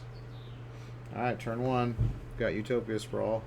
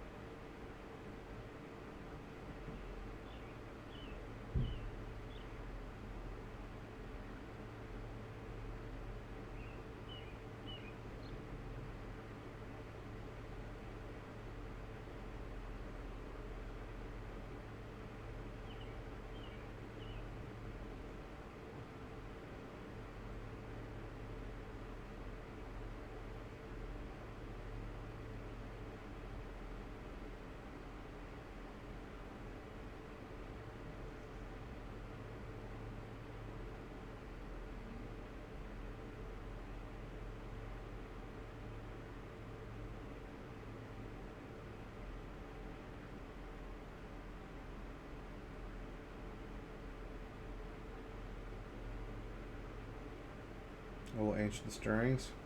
Find a Tron piece. Boom, found it.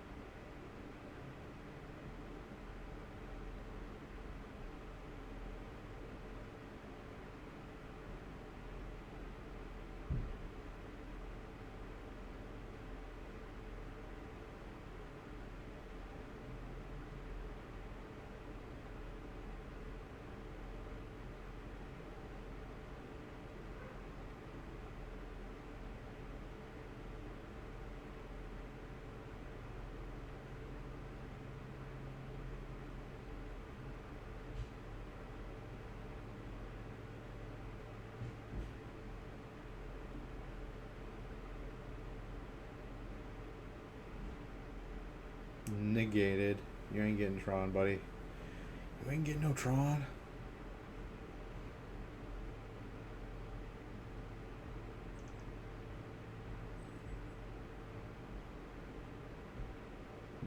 Alright, Peter Ingram. You better do something quick. He's getting his Tron the next turn. Getting it. I mean, I assume this Devoted Devastation deck's supposed to go off, like, quickly. It is an infinite deck.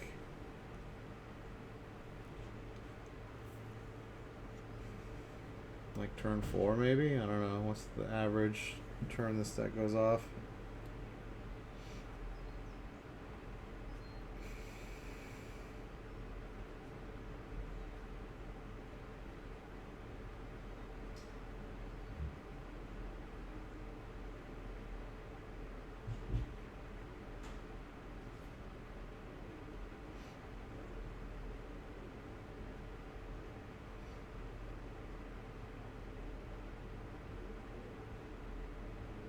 Yeah, this card's one better than Court of Calling. I mean, it's not instant speed, but it costs one less than Court of Calling, so seems pretty strong. And it can search your graveyard too, which is like, I mean, not like a huge thing, but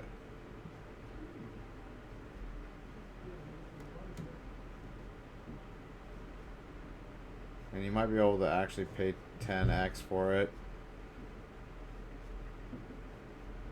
Maybe that's one of the ways it can win.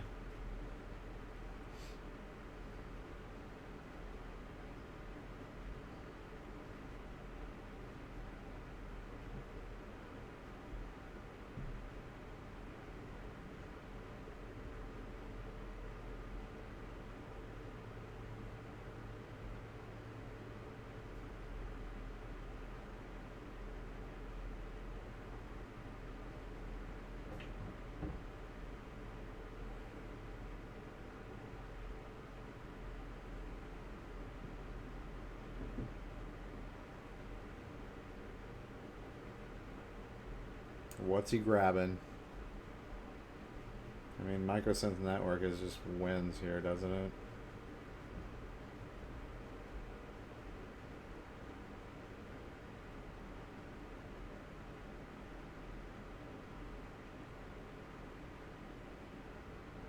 I grab Pithing Needle? Okay.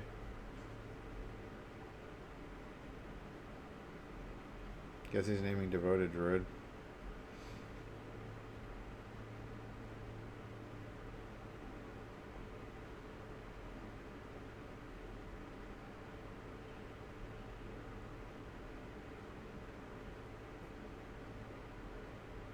Yeah, now I can grab Microsense Network and it's over.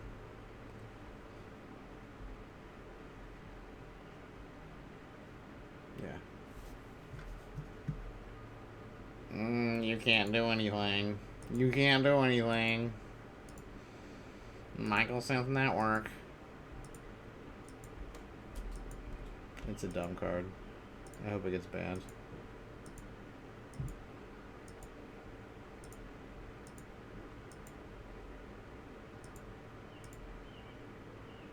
Alright. Huh.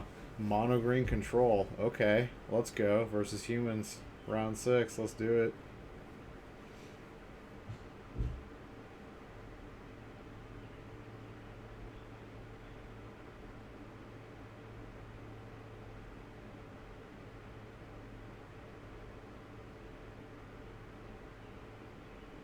Oh god, is this just... This is like the same thing as that last deck. It's just like trying to utilize stupid Karn.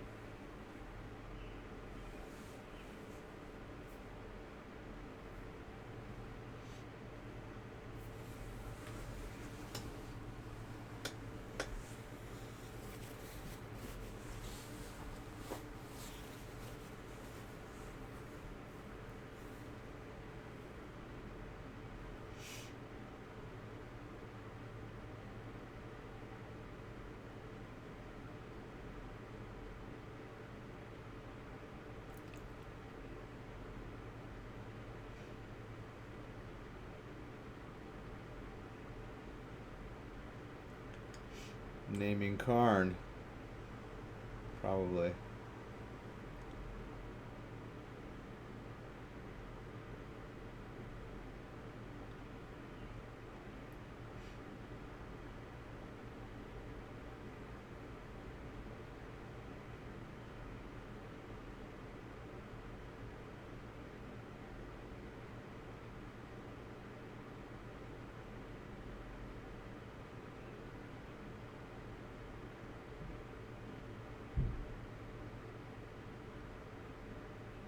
Primal Command. Let's go.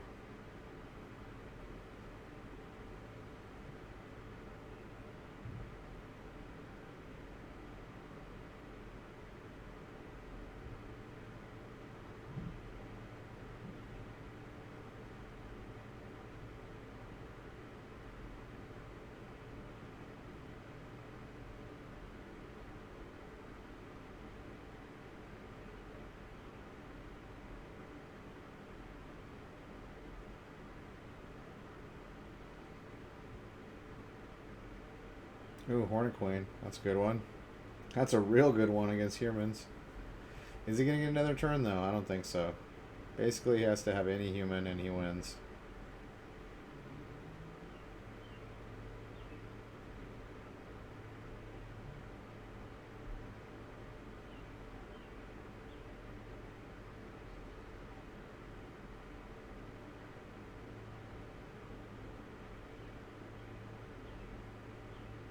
Oh wait, he's at 20. Never mind. Why do they have his... Oh, he gained 7 life off the Primal Command. Yo, let's go. Gain 7 life, get Hornet Queen. Yeah, baby.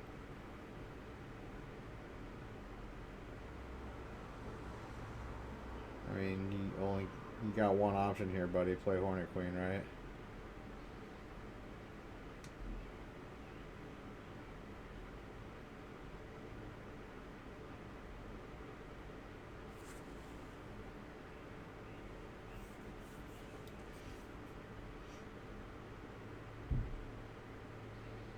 Really, just scooping him up.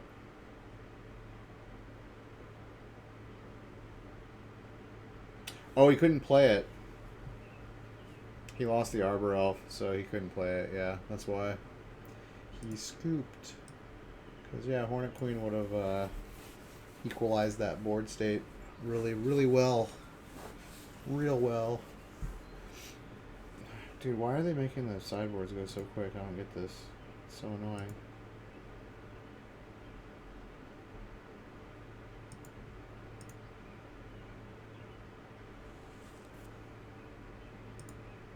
Alright, we got Damping Sphere. That's not good enough.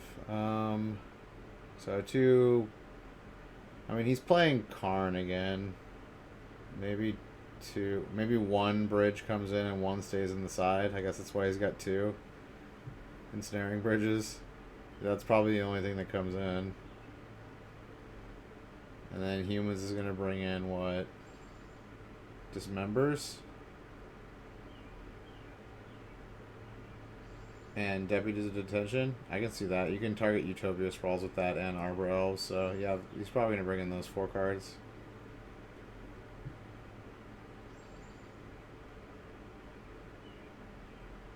You can target Karn with it too.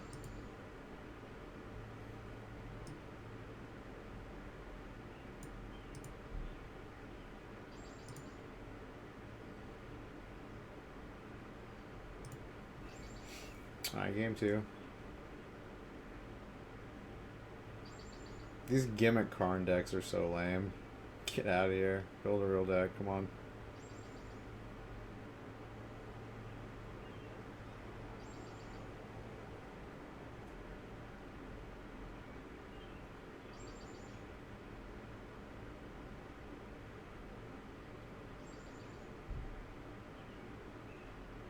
Turn 1 Arbor Elf, turn 1 Ether Vial.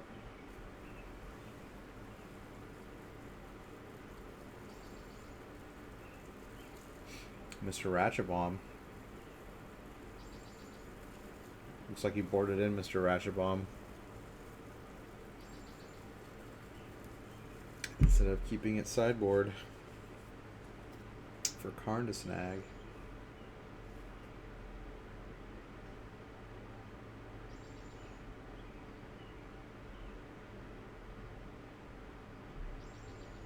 He's doing the see each other trick. Boom.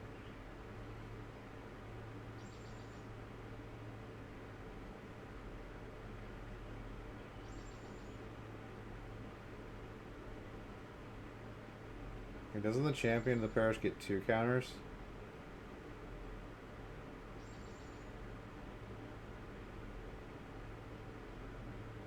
Maybe not.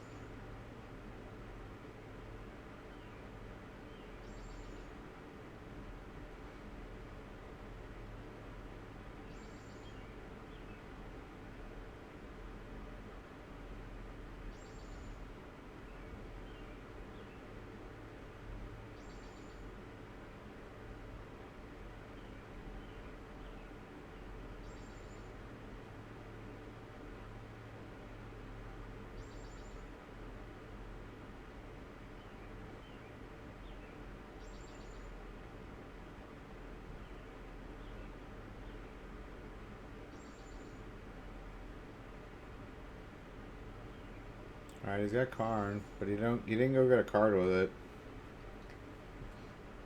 Which seems weird.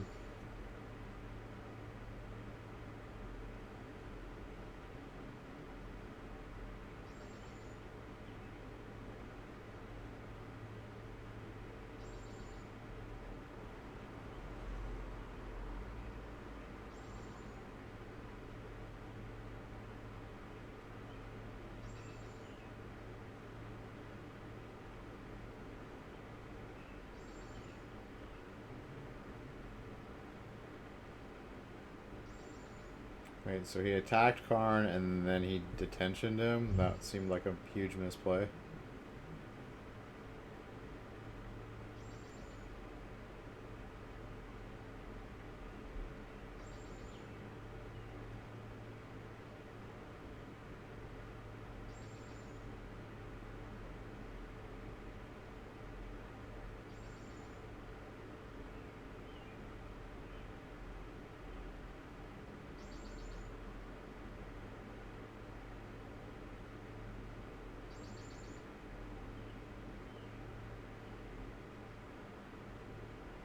Dude, that was clutch. In response to the Arbor Elf tapping, he viled in Thalia. But he's still got enough mana to cast it.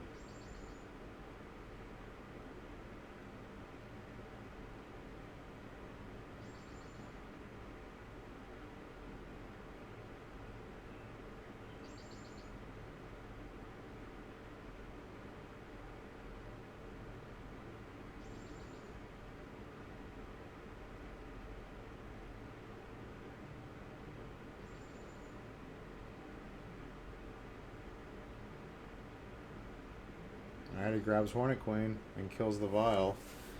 I don't know how good killing the Vial is at this point. He's only got like one card in hand.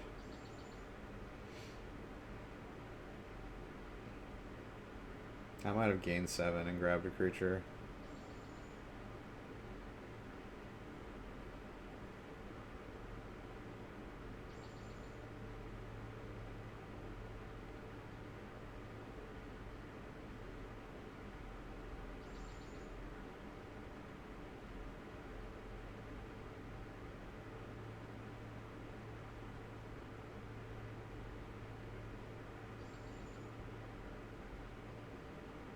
Yeah, and he just has another Vial.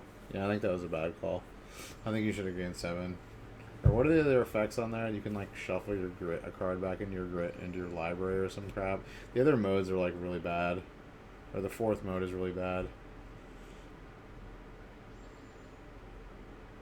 Yeah, I think I would have just gained 7 and grabbed a creature. We top decked the land, that was good. He doesn't have to play. I think that's flip. Is that flip Nissa in his hand? I think it is. The 3-drop flip Nissa that goes and gets a land, goes and gets a forest, and when you have 7 land, when you play your 7th land, it flips. That card was great when it was in standard. Never seen it played in modern yet.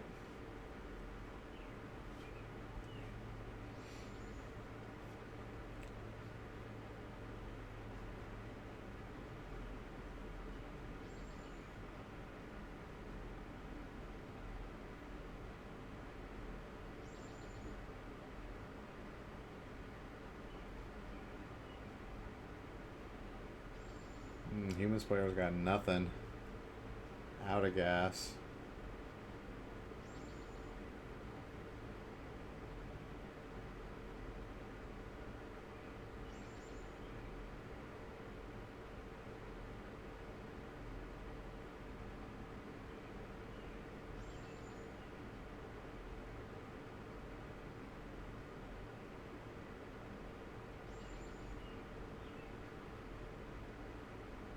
Yeah, he just grabs Michael. Why is he doing that? I don't get it.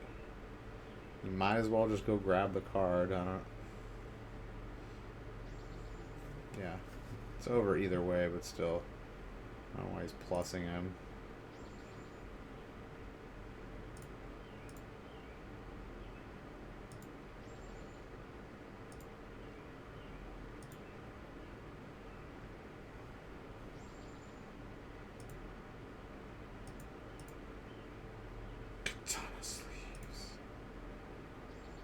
Alright, so turn 1, Hierarch, turn 2, W to detention takes the Arbor Elf. Okay, cool.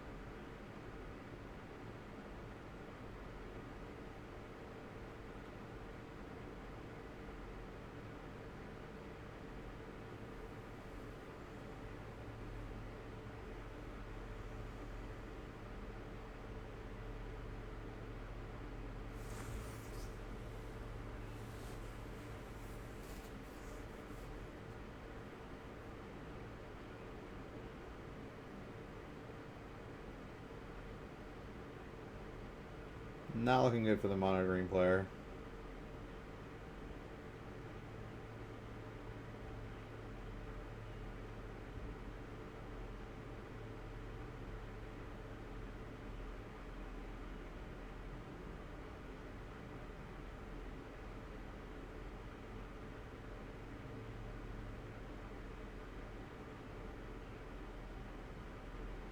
Oh, he's 1 mana shy of Primal Command.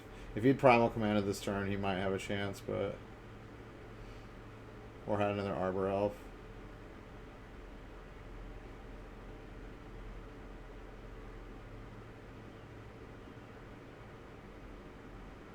Oh yeah, he's got Blast Zone. That's good.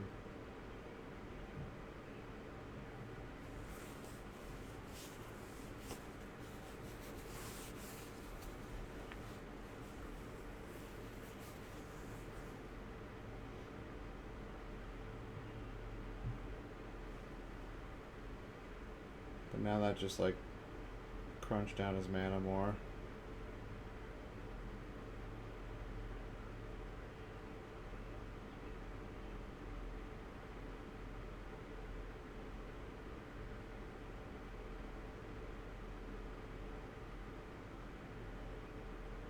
Yeah, he's done.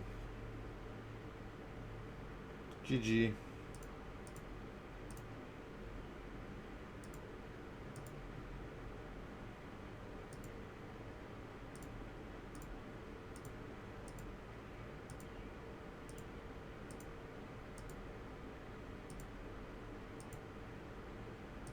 Round number 7. What do we got? What do we got? What do we got going on? Tron. Oh, Eldrazi Tron and Dredge. Okay. We got Chalice of the Void on 1. Turn 2. Let's go. Not terribly good against Dredge. In fact, there's like one card that stops. What? Dark Blast?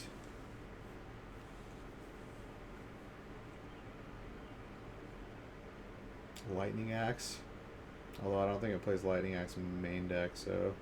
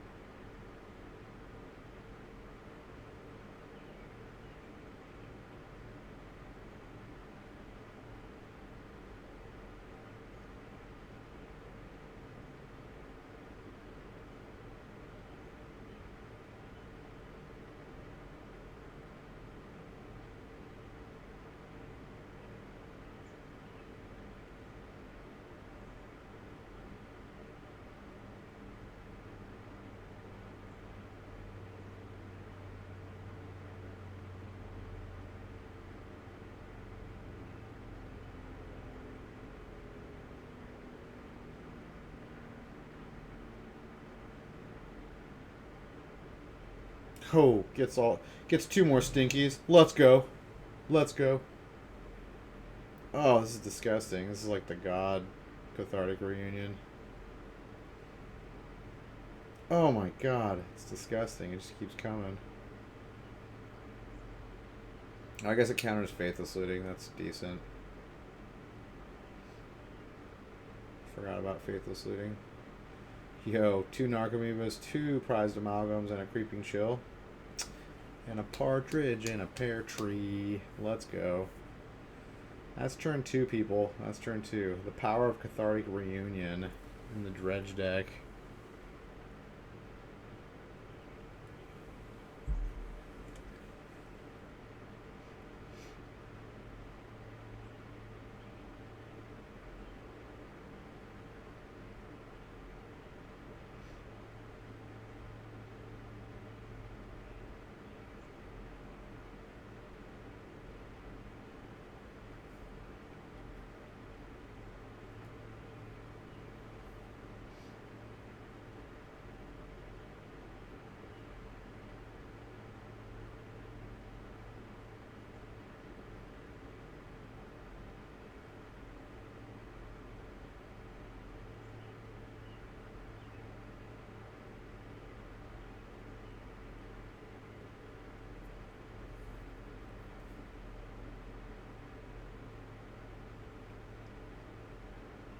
All is dust. Okay.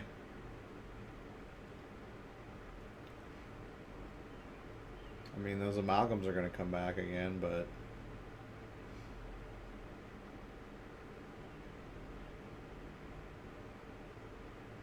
Pretty good. Pretty good.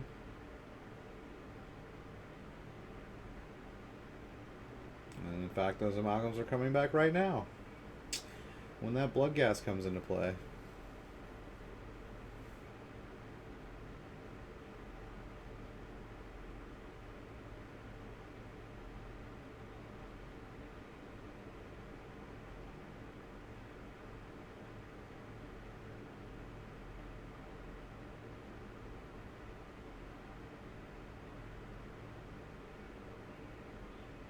Countered, yeah. Doesn't cost 3, buddy. Even though the flashback cost us 3. Get wrecked. He was just waiting for that. He's like, countered. Boom. Countered. You gotta try though, right? If you can't play anything else, you gotta try. Try to sneak it past that chalice.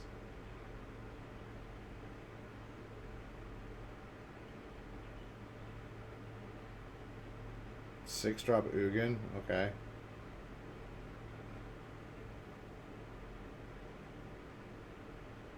Making 2/2 spirits that don't fly. So I always thought that was kind of funny. 2/2 ground spirits and a reality smasher. I guess he's just gonna try to make an army of spirits here.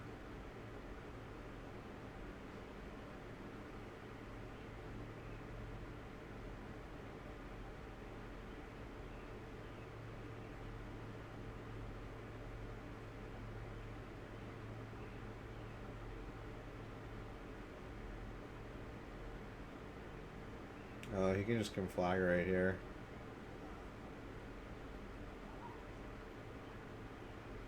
Creeping chill.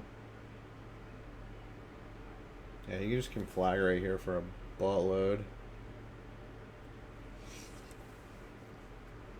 Kill Ugin, kill the spirit. Or actually, he might, if he has 8 cards, he can just pitch 7 and then pitch the 1 to target Reality Smasher. And then swing and kill Ugin. That's probably the play, right?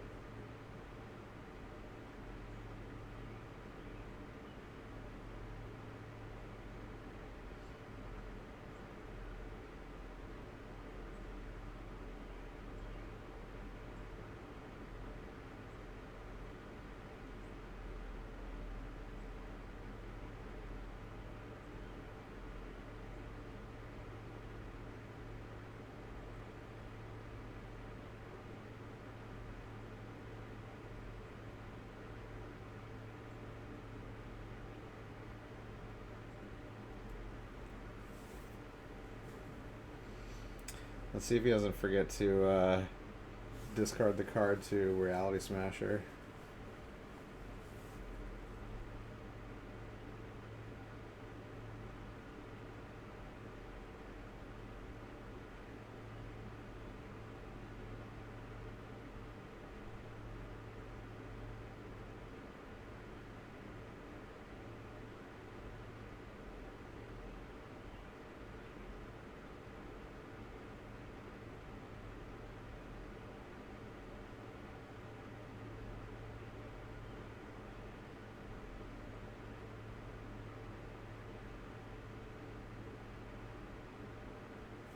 I wonder why he chose to do it that way.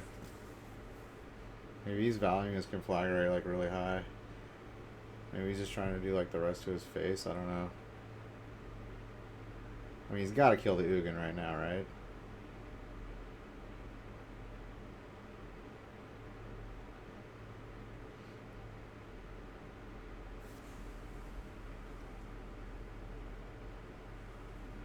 Maybe he was hoping that he blocked the blood gas.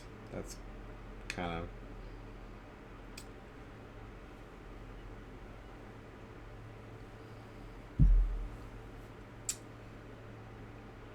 That's kind of expecting too much for people that are this high level of play.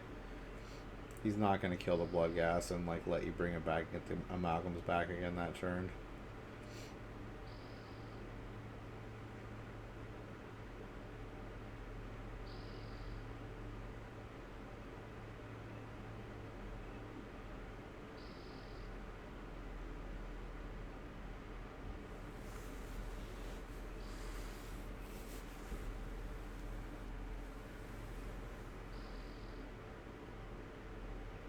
God damn, dude, hurry up. This guy should get called for slow play right now. It's been his turn for so long.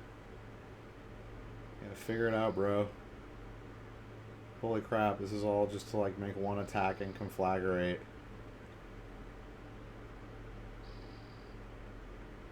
Which you should have done this before combat because it would have been way better.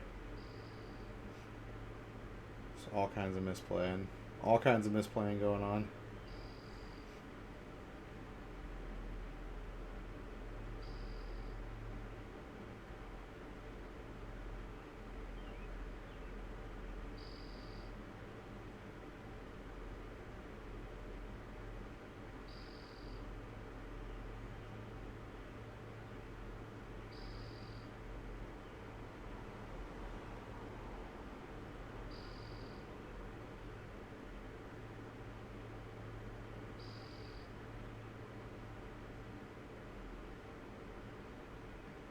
Dude, that literally was like 3 or 4 minutes on his fucking turn. Like, are you kidding me? And they're like in the feature match too. Like, judges need to freaking call people on slow play, man. It's seriously out of control.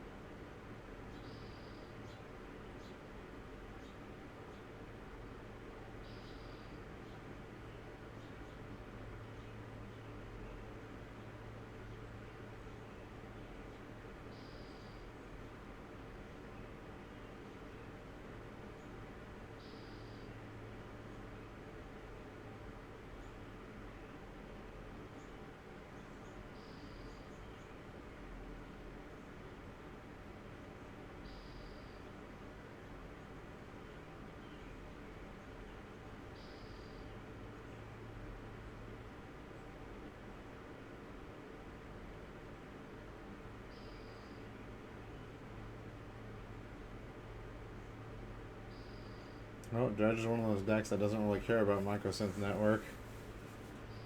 It does not stop dredging. It doesn't even stop blood gas from coming back from playing from landfall trigger.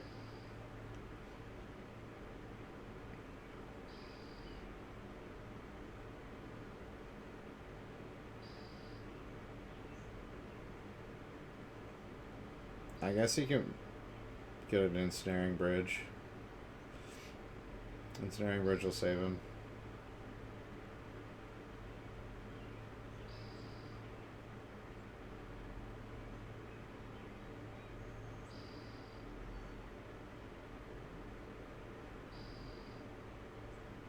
He doesn't have an ensnaring bridge? What? Unless there's a different picture that I'm not aware of, I don't think he has an ensnaring bridge. Maybe he does.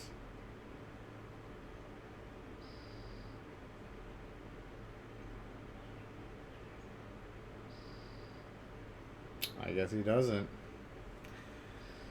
Wow. Ensnaring bridge would actually save him right here.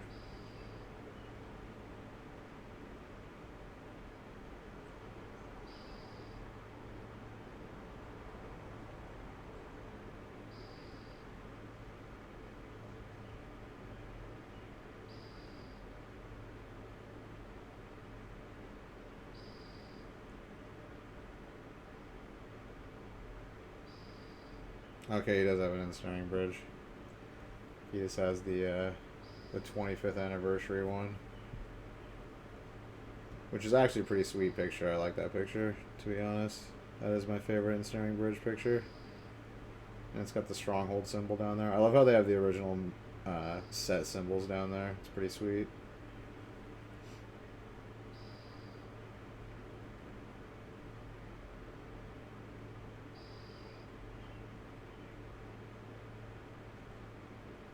Okay, he had enough to play it all. I didn't realize he had enough mana to play it all.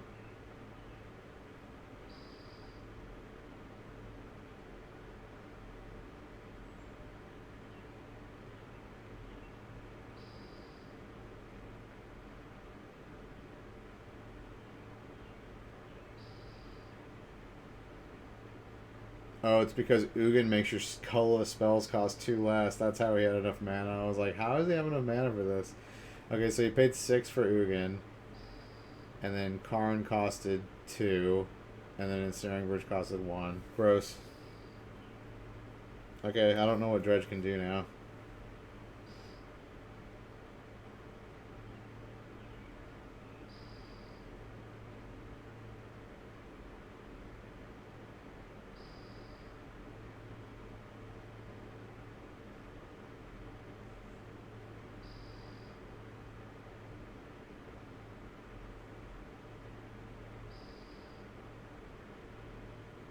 Unless he's got a main deck of Braid. But, oh no, nothing will work because he's got Chalice on 2. Like, Abrupt Decay is the only thing that works here. And I don't think they play Abrupt Decay main deck. I don't think ever. Obviously, he's going to bring him in sideboard now. Maybe.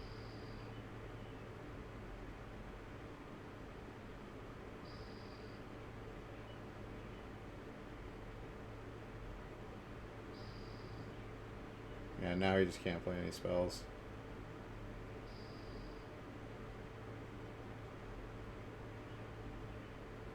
It only costs 4 man.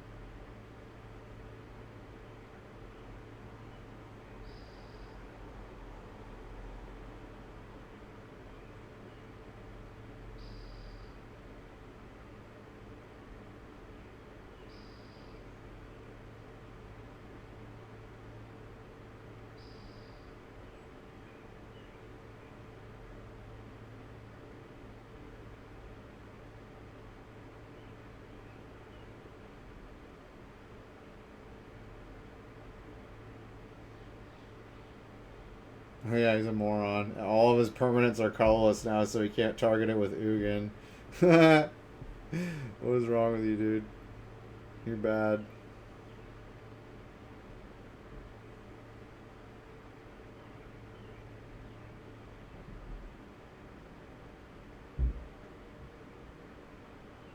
You're so bad.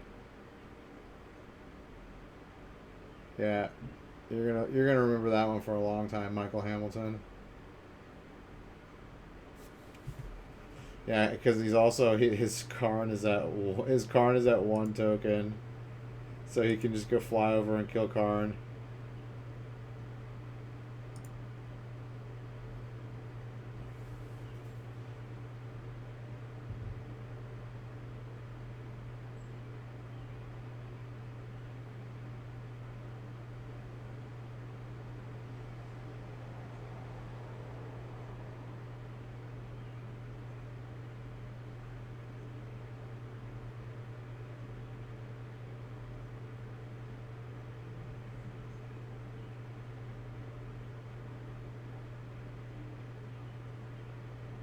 Did he just put himself to 3?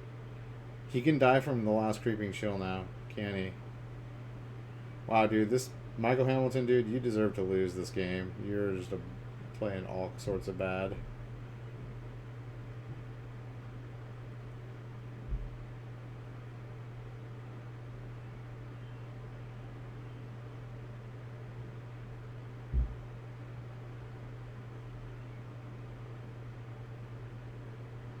There it is, Creeping Chill. He just wins here, doesn't he?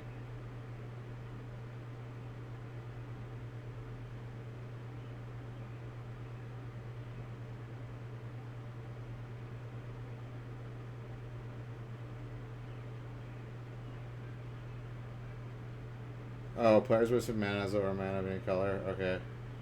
Never mind. He didn't have to pay a life for the Dismember. Dude, Mycosynth Lattice is stupid. Get that card the fuck out of my face. Ban that stupid card. Seriously, like, how does it... Why does it affect cards in hand, too? Like, what? Get that card out of here. Out of my sight. Alright, sideboard.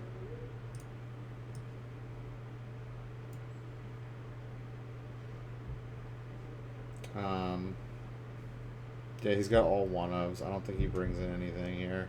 Oh, he brings in the double archive trap or the murderous trap. That's like the grave... What is it called? It's the black trap. People are on it now because of all the graveyard decks. Dredge is going to bring in, what? Assassin's Trophy.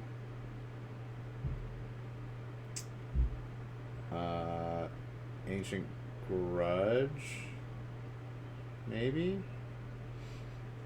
Alpine Moon's coming in. Ghost Quarter, I guess you could bring in too. Break up that Tron.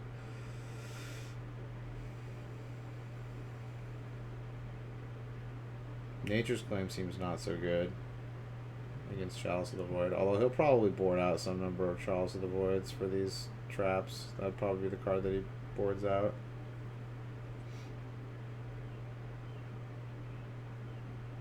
Yeah.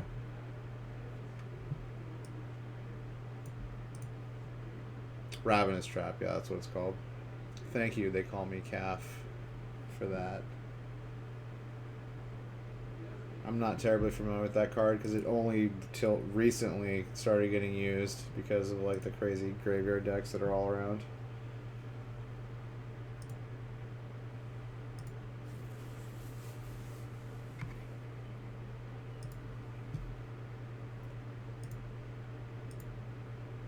Alright.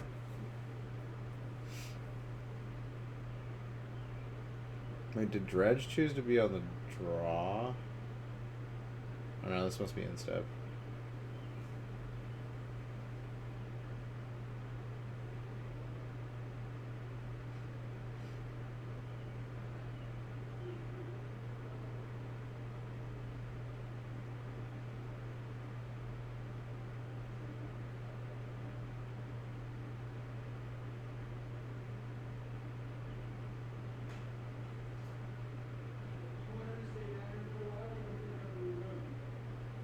Alright, he fetched Shock into a Blood Crypt.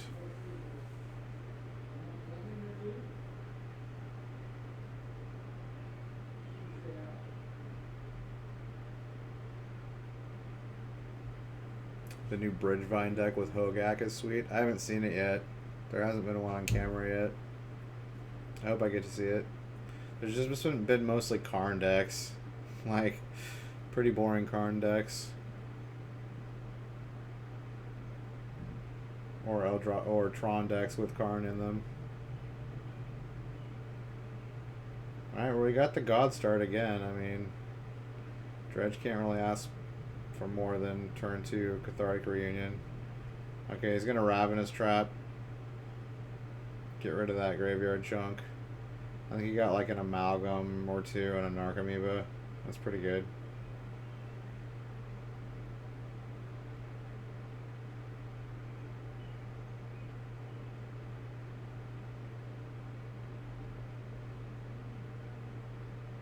And he has Tron again too.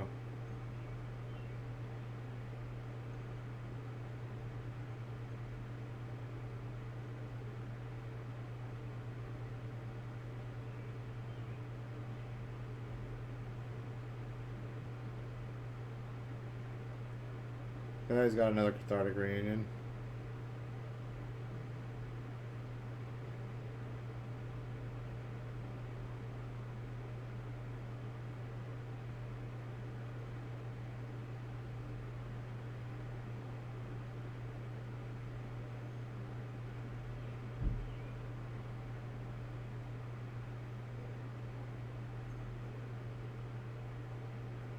Oh, Hogak is from Modern Horizons. What does that guy do?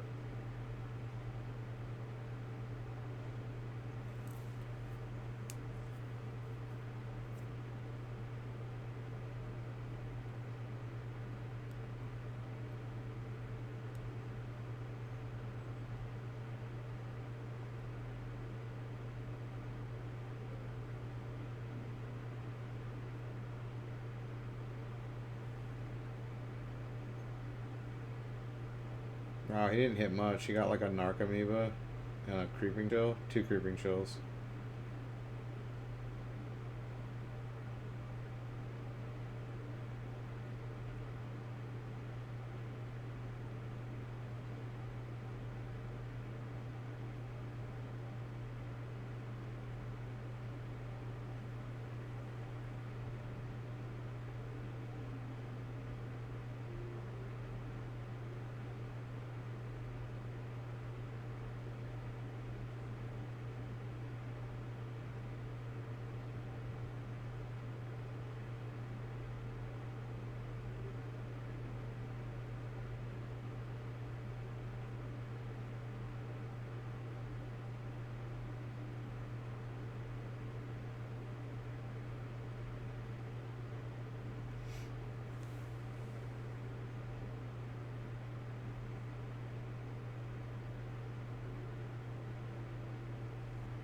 Oh yeah, that guy, the Convoke Delve guy. Hell yeah. I'm so glad that he's gonna get used. That creature is so badass.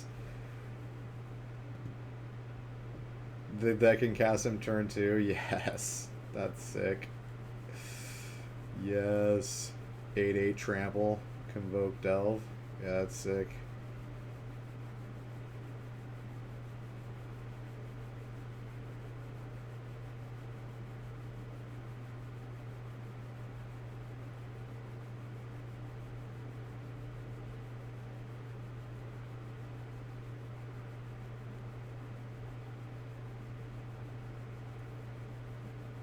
Yeah, and you can't cast, you can't use mana to cast him, right? You have to like convoke or delve convoke slash delve him out. So you have to have like 2 creatures in play at least to play him. Yeah, that's really fucking sweet. That is a cool picture too. It's like just this crazy giant like corpse creature. It's pretty sick. Yeah, I saw that and I was like, that card's really cool.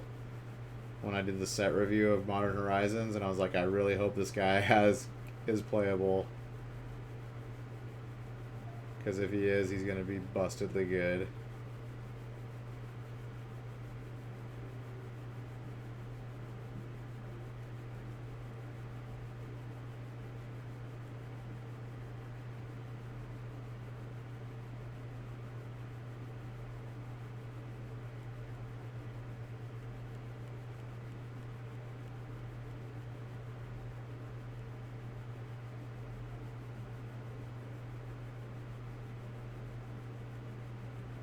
Alright, so I guess the Eldrazi player opted to Chalice on 2.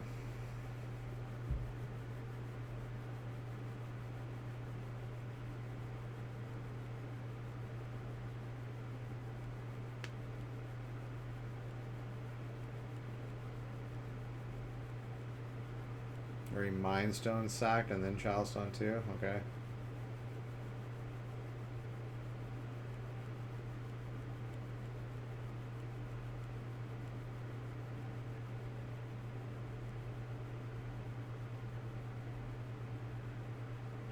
Guess that makes it so he can't Ancient Grudge.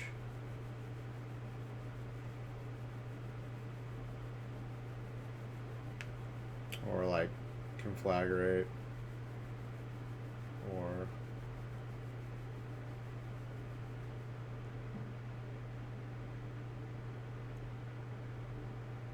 well, actually, Conflagrate gets around Chalice, right? Because it's got X in it, so yeah, it's whatever you spend on it.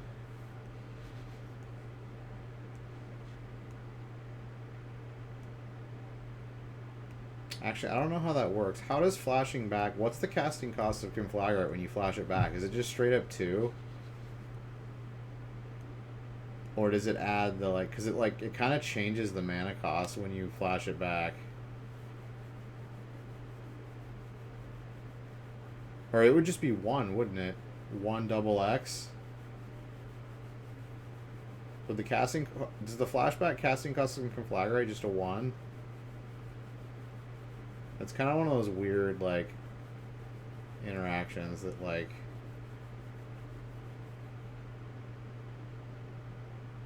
Because it doesn't really replace the cost. It just says that the card does X damage.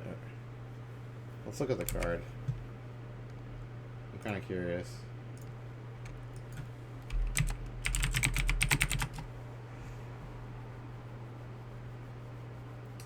Discard X card. You may cast this card from your as plastic card, then exile it.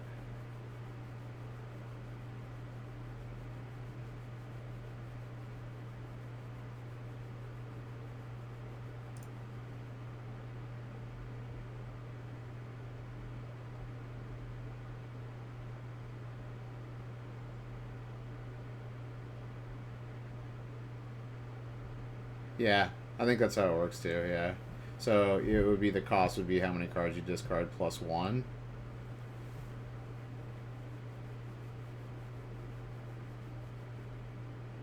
Yeah. It's just basically replacing the casting cost, yeah. Okay. We got a lot. We got 2 Reality Smashers coming in. Okay, it's not looking good for Dredge. Not looking good. He's gonna have to block one of these. Take what? 3 trample. Wait, he's not gonna block? It's got Death Touch. Why wouldn't you block?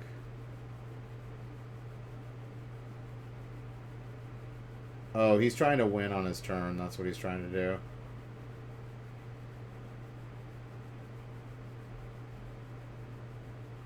Oh, he's got it though. He can win, right? Yeah, he's gonna conflagrate him for 7.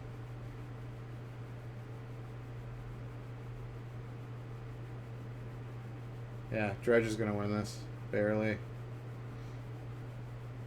Yeah, he should have played Reality Smasher instead of playing Chalice on 2. I don't know why he fucking played Chalice on 2. I guess he thought Chalice stopped Conflagrate. Yeah, dude, this Eldrazi Tron player is not very good. He either, like, doesn't know the deck or just, like, he's making a lot of bad plays here. Like, why would you... Like, first off, Chalice is not very good against Dredge. Second off, Chalice on 2, like, what are you trying to stop? Another... He's already played 2 Cathartic Reunions, so the chances of him having a third one is, like, super slim. Like, what are you stopping at that point? Like, I don't know. I think that was a really, really bad play. He should have just thrown out Reality Smasher and started going to town. Or at least, like, Thought Knot. Something, like a creature, like, you know, get the clock going.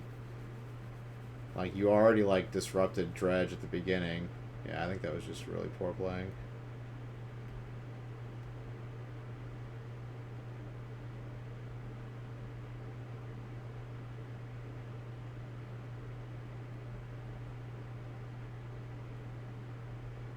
Like, Chalice is not good against Dredge. It just isn't. Like, you're cutting off, like, 1 card.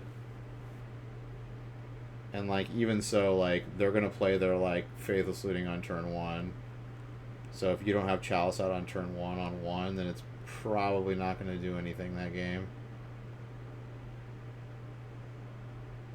And I'm sure he boarded out, you know, Dark Blast. Dark Blast is not good in this matchup.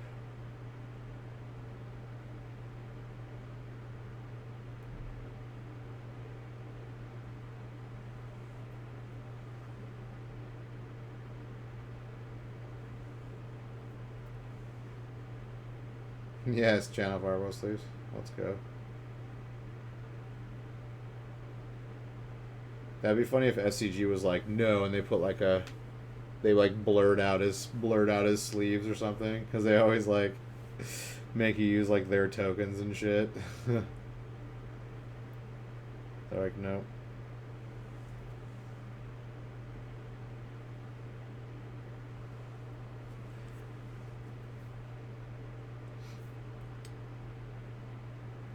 And I'm not even sure why Collins Mullins sideboarded in, like, Nature's Claims, and I guess it's for, I mean, Grafdigger's Cage. I guess that would be the one reason to have Artifact Destruction. I guess he doesn't know that he's not playing with, you know, ley lines and stuff like that, too. I guess he might be afraid of ley lines, that's why he put in Nature's Claim. That's probably just the standard thing that Dredge always does if they don't know that, you know, the 75 their opponents are playing with. But really, if he knew what the Tron player was playing, then he probably wouldn't put in those Nature's Claims. I don't know. I mean, I think he's only playing one Graph Diggers, one Tormods, and Tormods you can't kill because it'll just use itself in response.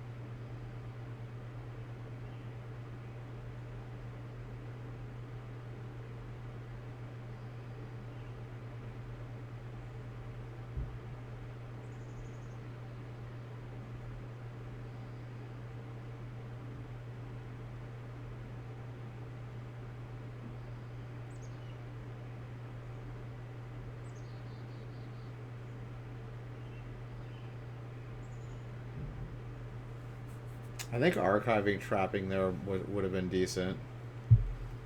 I mean, you get 2 life from the loans, you get a Conflagrate, you get a Prized Amalgam, a Narcomoeba. I think you should have done it there. Because really, like, you're going to win the mid game with Eldrazi Tron. The mid to late game. I think you just need to, like, stop them long enough until you get established on the board. Okay, now he's archival trapping. Okay, why would you do that? Why wouldn't you do it in response to the Narcomoeba trigger?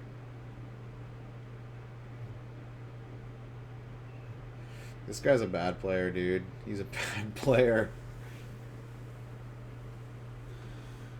He could have prevented the Creeping Chill from hitting him and prevented the Narcomoeba from coming into play. Like, why did he wait? I don't get it. I don't get it.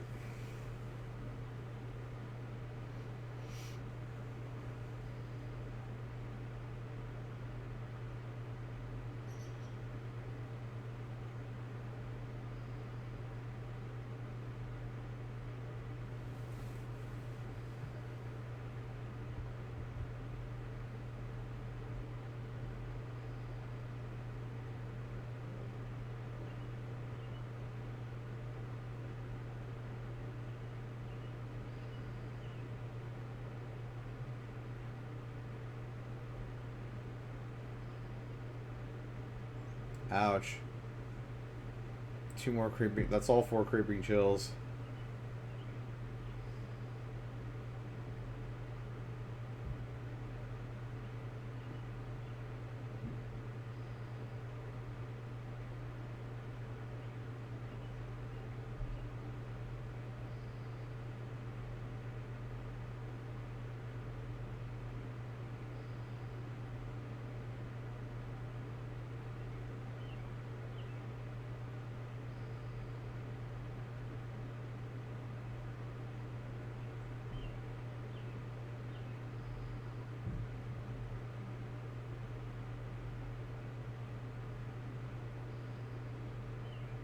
He's got 3 Reality Smashers and he can't play them.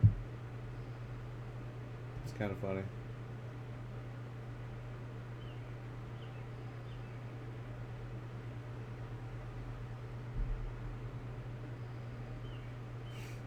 Dude, he's done 12 damage with Creeping Chill. So gross. Creeping Chill really needs to get banned. Card's stupidly good.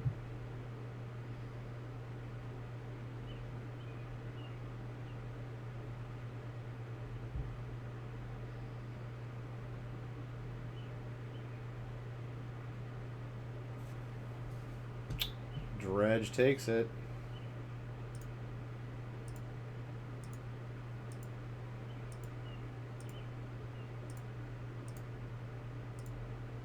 We got one more round.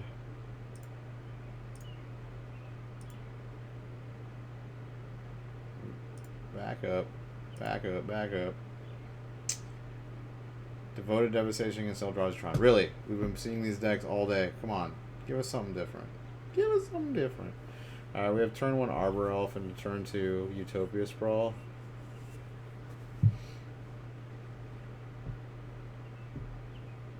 I guess there's not as many people in this tournament, so they don't have like a big spread of decks to show. Like Invitationals only have like 100 people or so, right? Or a couple hundred maybe.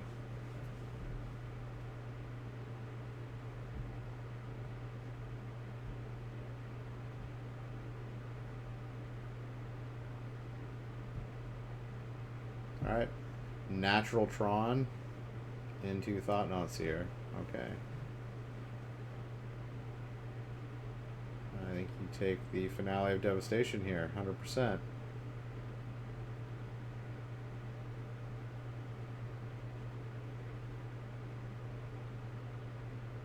Yeah, there's no question there, buddy. Not only does he have redundancy in his other card, but that lets him get the combo.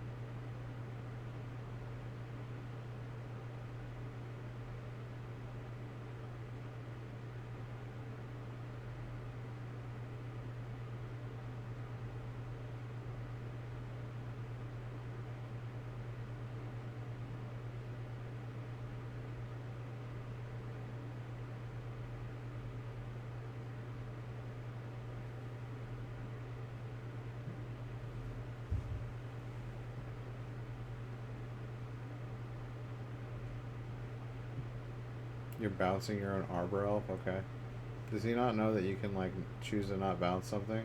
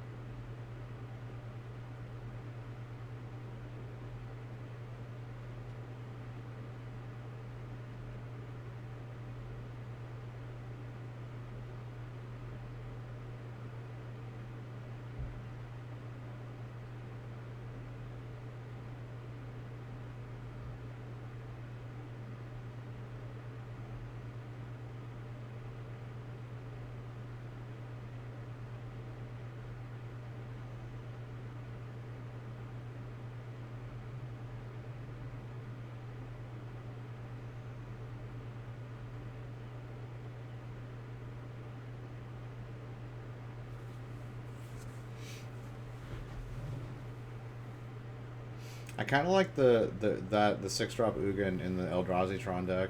Seems kind of cool. Seems kind of cool. Maybe I should put it in my Bant Eldrazi deck. I wonder if it would be good there.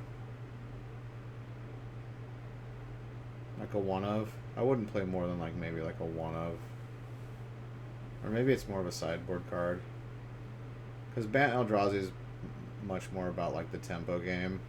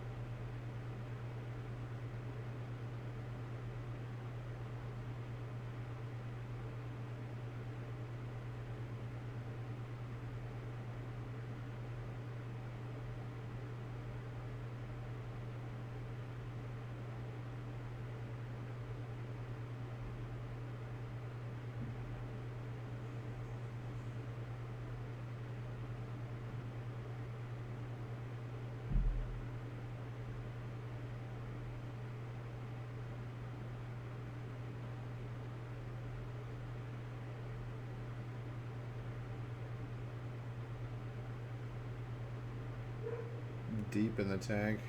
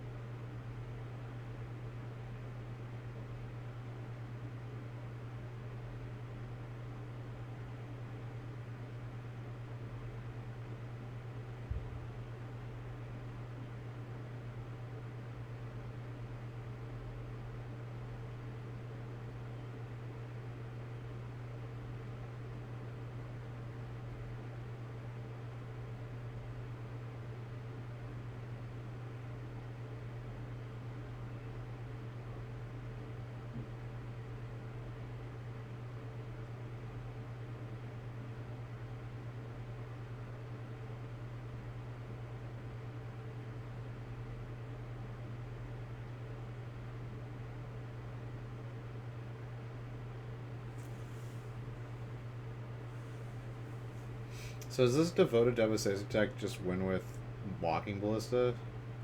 I assume.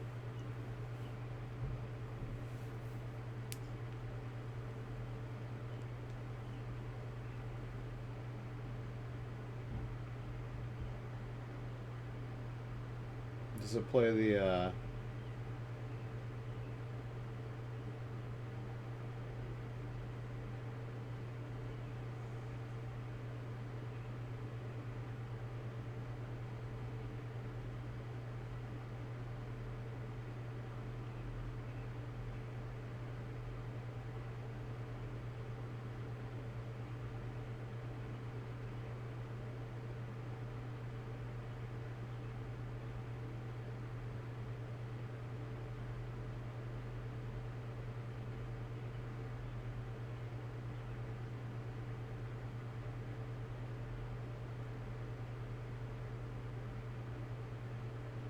does it play the recruiter that lets you, like, if you have infinite mana, you basically get any creature from your deck?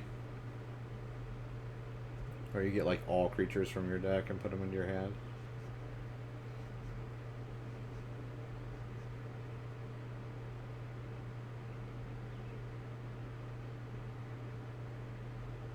I haven't seen recruiter in this deck yet. I don't know if it plays it or not.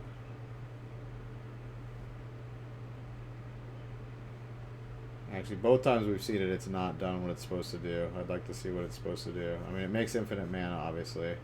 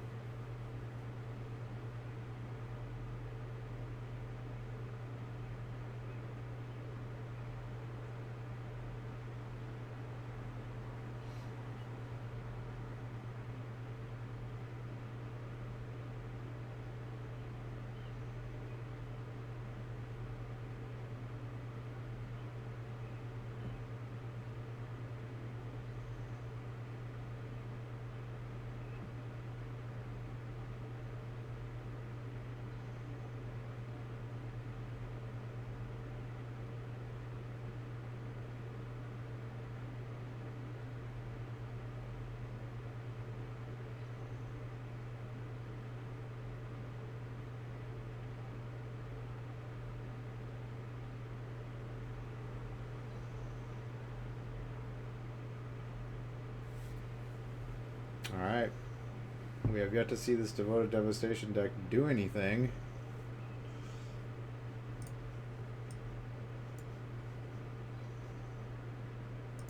Go sideboard. Again, this Eldrazi deck, what is it going to bring in? I mean, it probably just wants to keep Grafdigger's Cage there so we can grab it with Karn. Yeah, I don't think he's bringing anything in. And then a Devoted Devastation deck. Looks like it's also playing Karn. We haven't seen it yet, but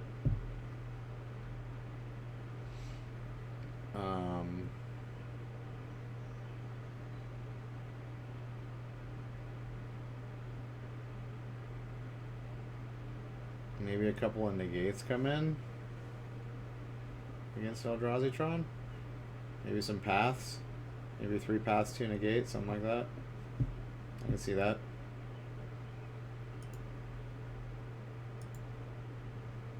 Alright, game 2.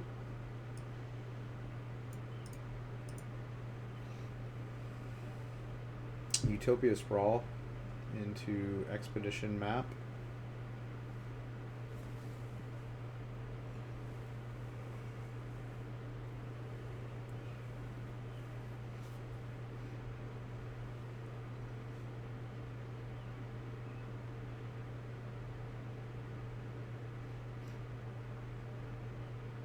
Bounce the map.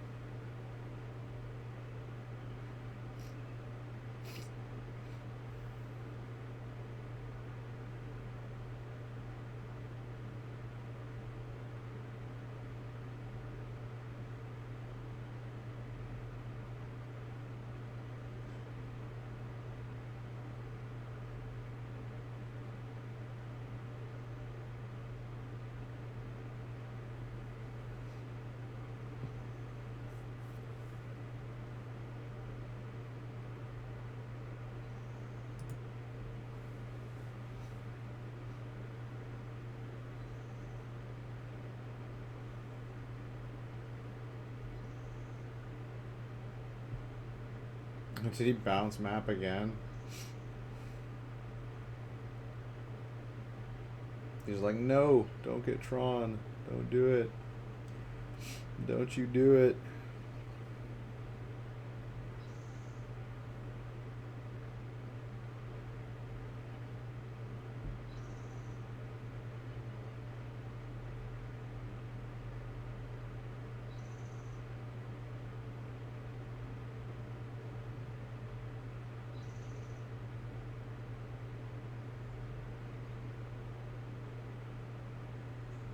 Oh, look at his mismatched Tron lands. Gross. You disgust me. You thoroughly disgust me. And his mismatched Mind Stones. Ugh. You disgust me.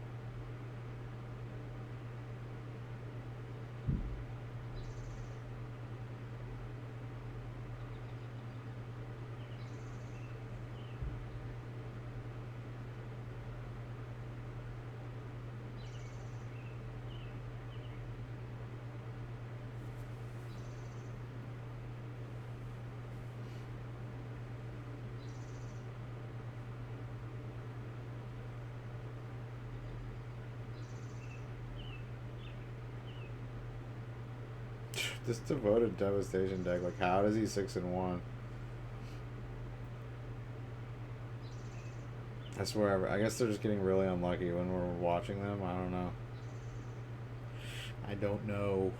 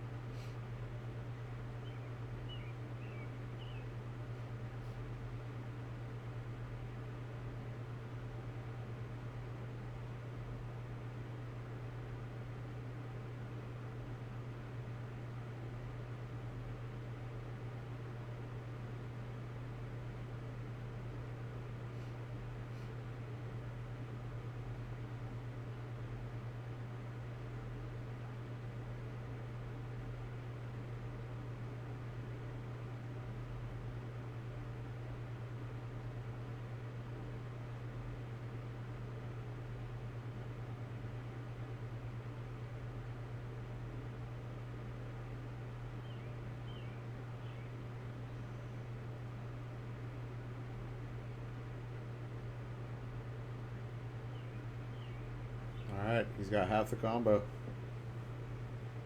Half the infinite mana combo.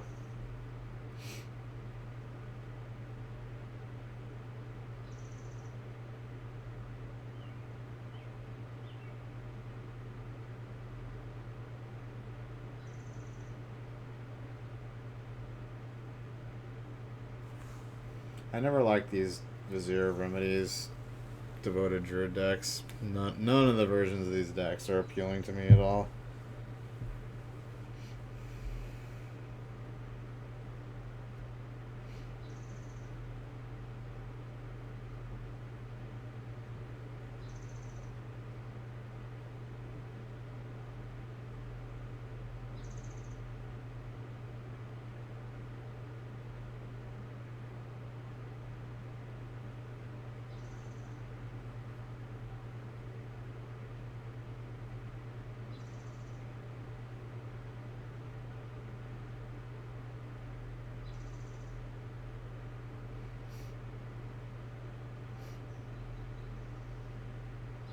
Yeah, he just gets Mycosynth Lattice. Wait.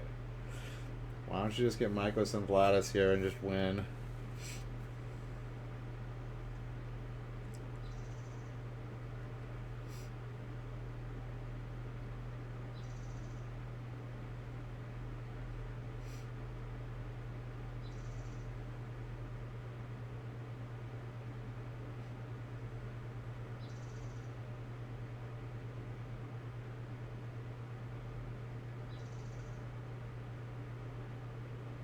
What just happened? Why didn't he just get Mycosynth Lattice and win?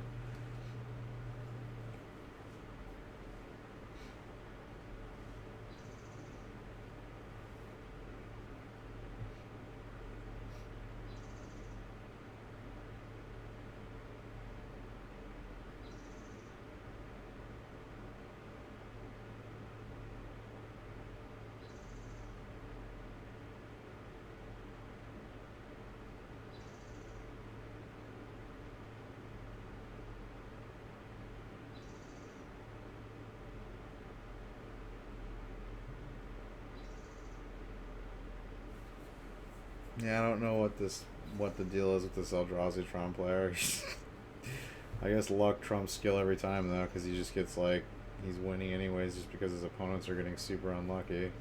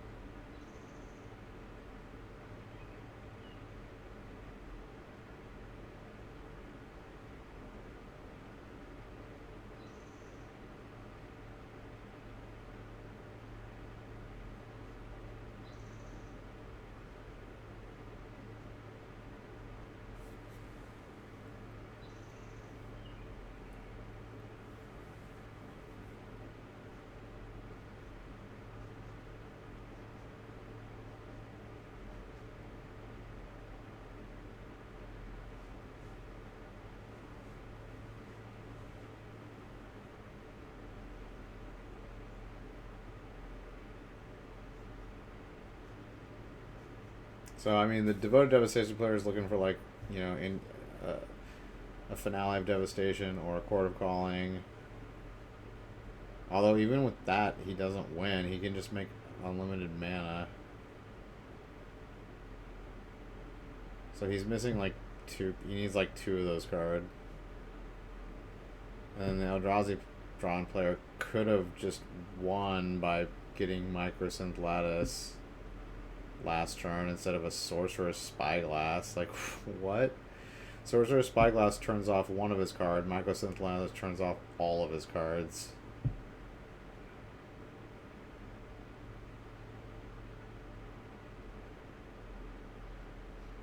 And now he went and got Wormcoil Engine? Like, what is this dude?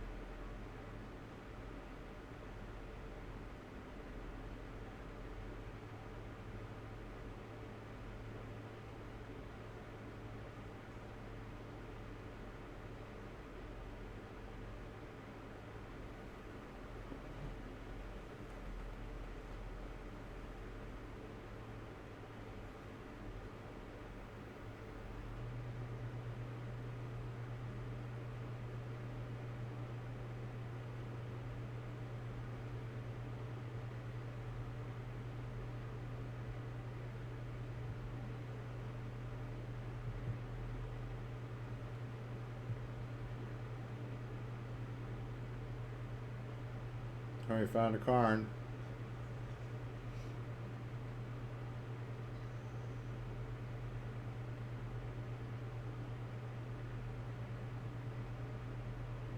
Can he play the Microsynth Lattice on his own?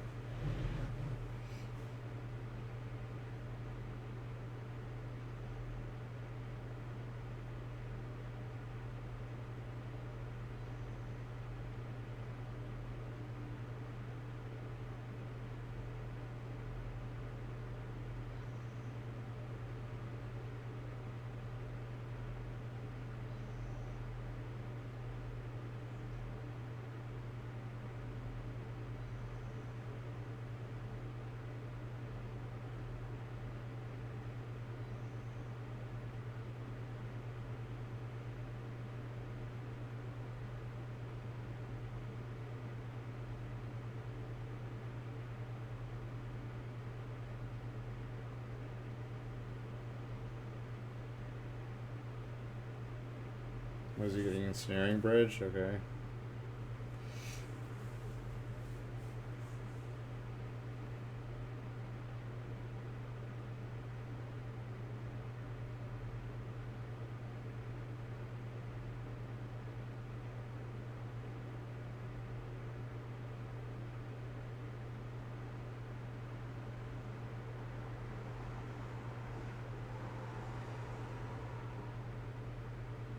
Okay, Karn, Mycosynth,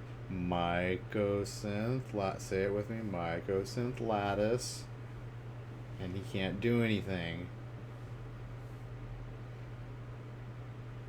Oh, I guess your guys shut off now. I guess your colorless spells can't activate anymore because he's got Karn.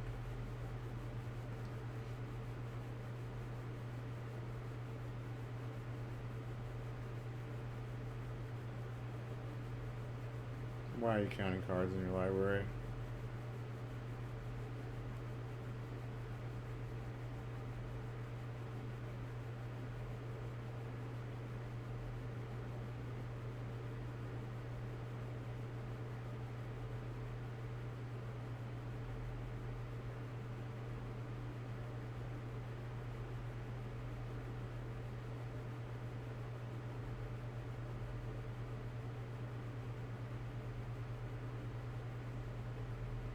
Okay, you should have just gotten that like 6 turns ago and just won.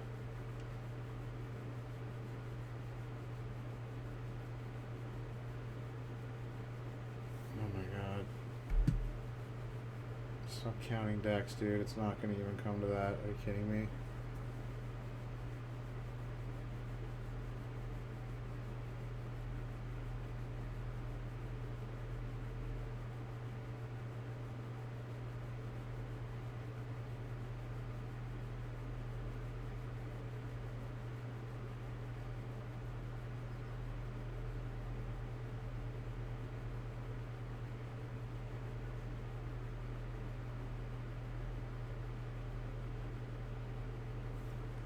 GG.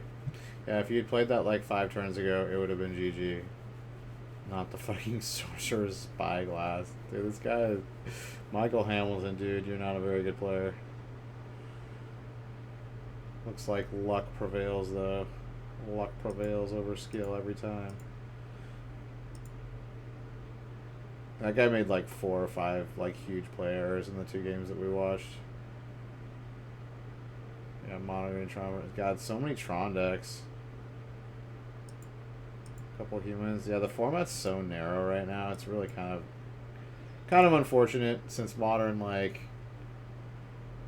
you know, was pretty wide open, like, you know, what, like 8 to 10 months ago, 6 to 8 months ago, something like that. What was it before, like, Cart Clan? Maybe like 8, 10 months to a year ago. It was like super wide open for like years before that. But alright, that concludes our day 1 of Star City Games Season 1 Invitational. We'll be coming back tomorrow to cover day 2 and possibly top 8 in the same one. We might split it up though, because I think they show every single top 8 game, like,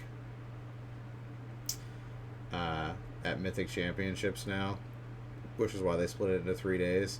So we'll see how much time we got left. This was pretty quick. This was only like 3 hours and 45 minutes for day one. So if it's another quick one like that, and then the top 8, we might be able to do them in one video. But yeah, this video is going to go up in my YouTube channel, which is lock_daddy. You can also watch it on my Twitch channel, which is twitch.tv/lock_daddy.